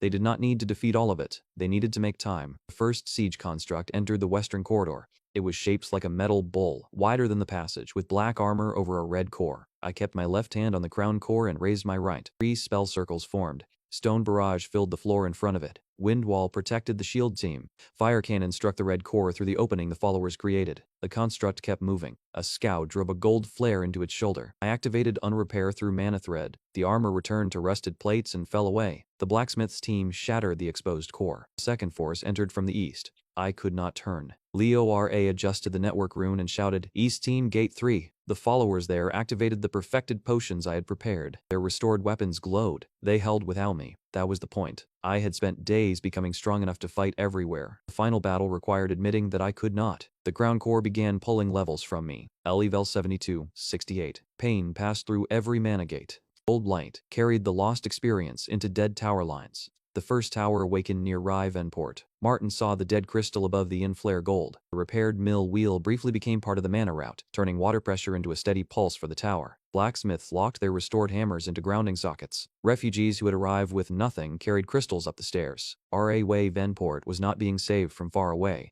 It was participating in its own defense. Then, a second tower farther west. The Northern Army's path shifted slightly. The central network needed its heart page. Morrow saw it before I did. A black rainbow sheet was sealed inside the core beneath layers of royal metal. "My final central page," he said.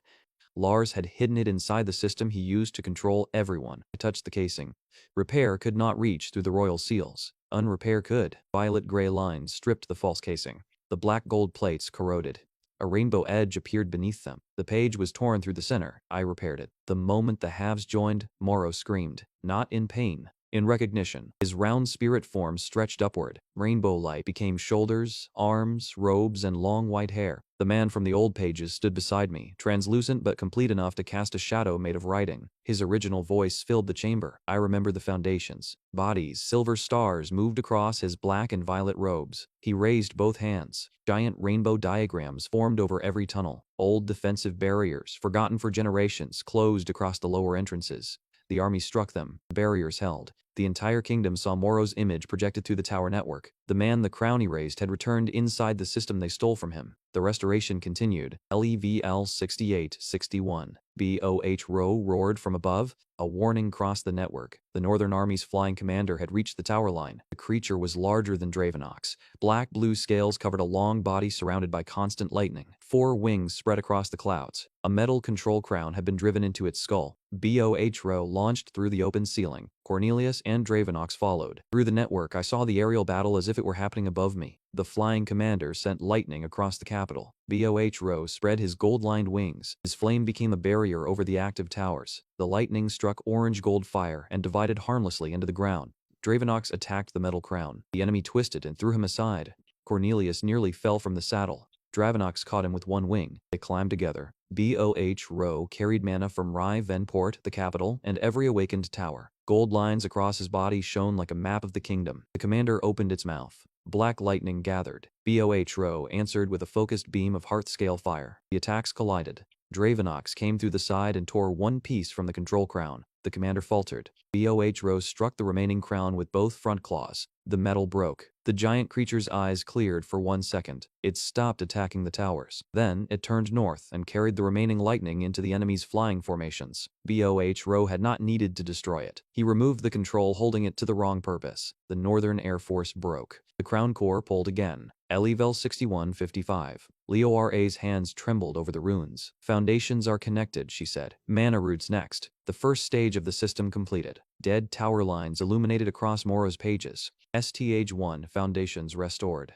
The second stage opened mana paths. BOH Row became the living bridge. Energy moved through his gold road patterns from the capital to Rye, Venport, and outward. The freed students contributed without crests. Each class entered as a separate color. Blue Sword Force, Lilac Healing, Red-Black Dragon Mana, White Barriers, Green Wind. No single royal hand owned them. STH-2, mana routes restored. The third stage asked for authority. God Free stepped toward the core. I am king. The system did not respond. RA Way Venport's council seal lit. Guild marks appeared. Town symbols connected one by one. The capital became one point among many. STH-3 community authority restored. Godfrey stared at the network that no longer placed him in the center. The final stage required the boundary itself. The Northern Army had reached every road at once. Through Morrow's future page, I saw Ravenport's gate bend. Martin stood beside the tower. Followers held the bridge. The system drew more from me. Level 50-250. My knees buckled. Ashley caught my shoulder with twilight healing. I cannot replace the levels, she said. I can keep your body from failing. Leora took my other arm. You are not finishing this alone. More voluntary mana entered from Ray Viven port. Final cost changed. LEL 50 SS 48. Then it stopped. Repair Mastery surged instead. Repper Mastery 78 100. Class Evolution. See Elusure. Complete Restorer. The northern boundary rose. Walls of gold-white light erupted across roads, rivers, and valleys. They did not form one dome around the capital. They formed many connected lines around every participating town. The Northern Army struck the restored system and split. On the northern road, a single mass of black armor met 3 newly raised barriers and was redirected into separate valleys. Ray Venport's defenders no longer faced the same force as the capital. Western towns opened evacuation roads behind walls of light. Eastern farms received warning hours instead of seconds. The network did not make danger disappear. It changed danger into problems people could actually solve. One giant force became dozens of smaller fronts. Supply routes opened behind defenders. Evacuation paths moved civilians away from pressure. The army could no longer crush everything in one advance. The freed combat classes entered the separated battles. Cornelius and Dravenox held the capital breach. Ashley stabilized entire lines. Elliot led sword users through the western gate. The Restoration Party maintained repaired weapons faster than the Northern Army could break them. Row guarded the tower network from the sky. The invasion became winnable. Across the network, people who had expected to be abandoned heard one another for the first time. A western town warned R.A. Venport about a ground force. R.A. Venport scouts warned the capital about flyers.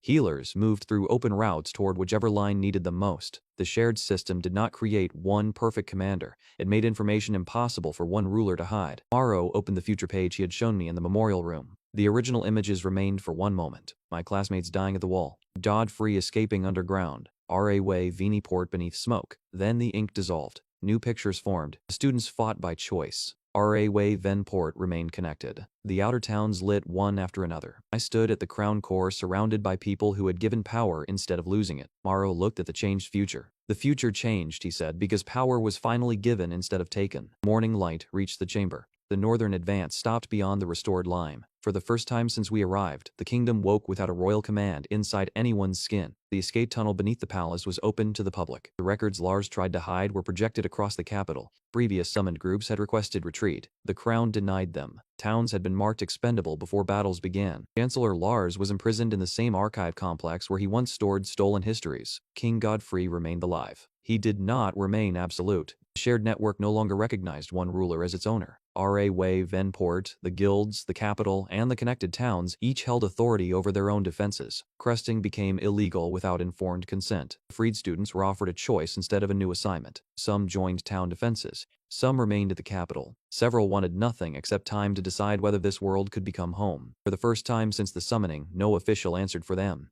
Representatives from the outer towns arrived carrying the same maps. God Freeze Council once marked as acceptable losses. They placed those maps on the Broken Throne platform and signed the new defense compact in public. No ruler could disconnect a town alone again. Any future use of summoned power required the summoned spoken consent and a record stored in more than one archive. God Free offered me a royal title anyway. I refused. I did not repair your crown, I told him. I repaired everything it was crushing. Ashley found me near the broken courtyard. Without the crest, her face showed every emotion she had spent years hiding behind convenience. I am sorry, she said, not only for this world. I believe you regret it. Hope appeared too quickly. That does not make us what we were. She lowered her eyes. This time, I did not comfort her so she could avoid the consequence. Cornelius stood beside Dravenox at the gate. He did not ask whether I forgave him. He understood that one apology created a chance to change, not a clean history. Leora walked beside me openly through the capital streets. No one more important appeared and made her step away. Row followed in his small round form because maximum level dragons apparently still preferred eating from market stalls. Morrow had collapsed back into a floating rainbow orb after exhausting his restored human shape. He tried to complain about the indignity of shrinking again, but fell asleep halfway through the sentence and drifted into my school bag. Leora tucked the grimoire around him so the missing pages would not bend. Cornelius watched the small act and looked away. He was beginning to understand that care usually happened when no crowd was rewarding it. We returned to R.A. Venport 3 days later. The mill turned beside the river. The tower shone gold at night. Refugees helped rebuild damaged farms instead of continuing south. Martin stood behind the same bar where I paid with suspicious royal silver. The archive badge now hung inside a frame on the wall. The best room, I reminded him. He placed a polished key on the counter. Do not repair the furniture without asking. Behind the inn, Rive Evenport opened a workshop for recovered relics, rune systems, damaged equipment, and town repairs.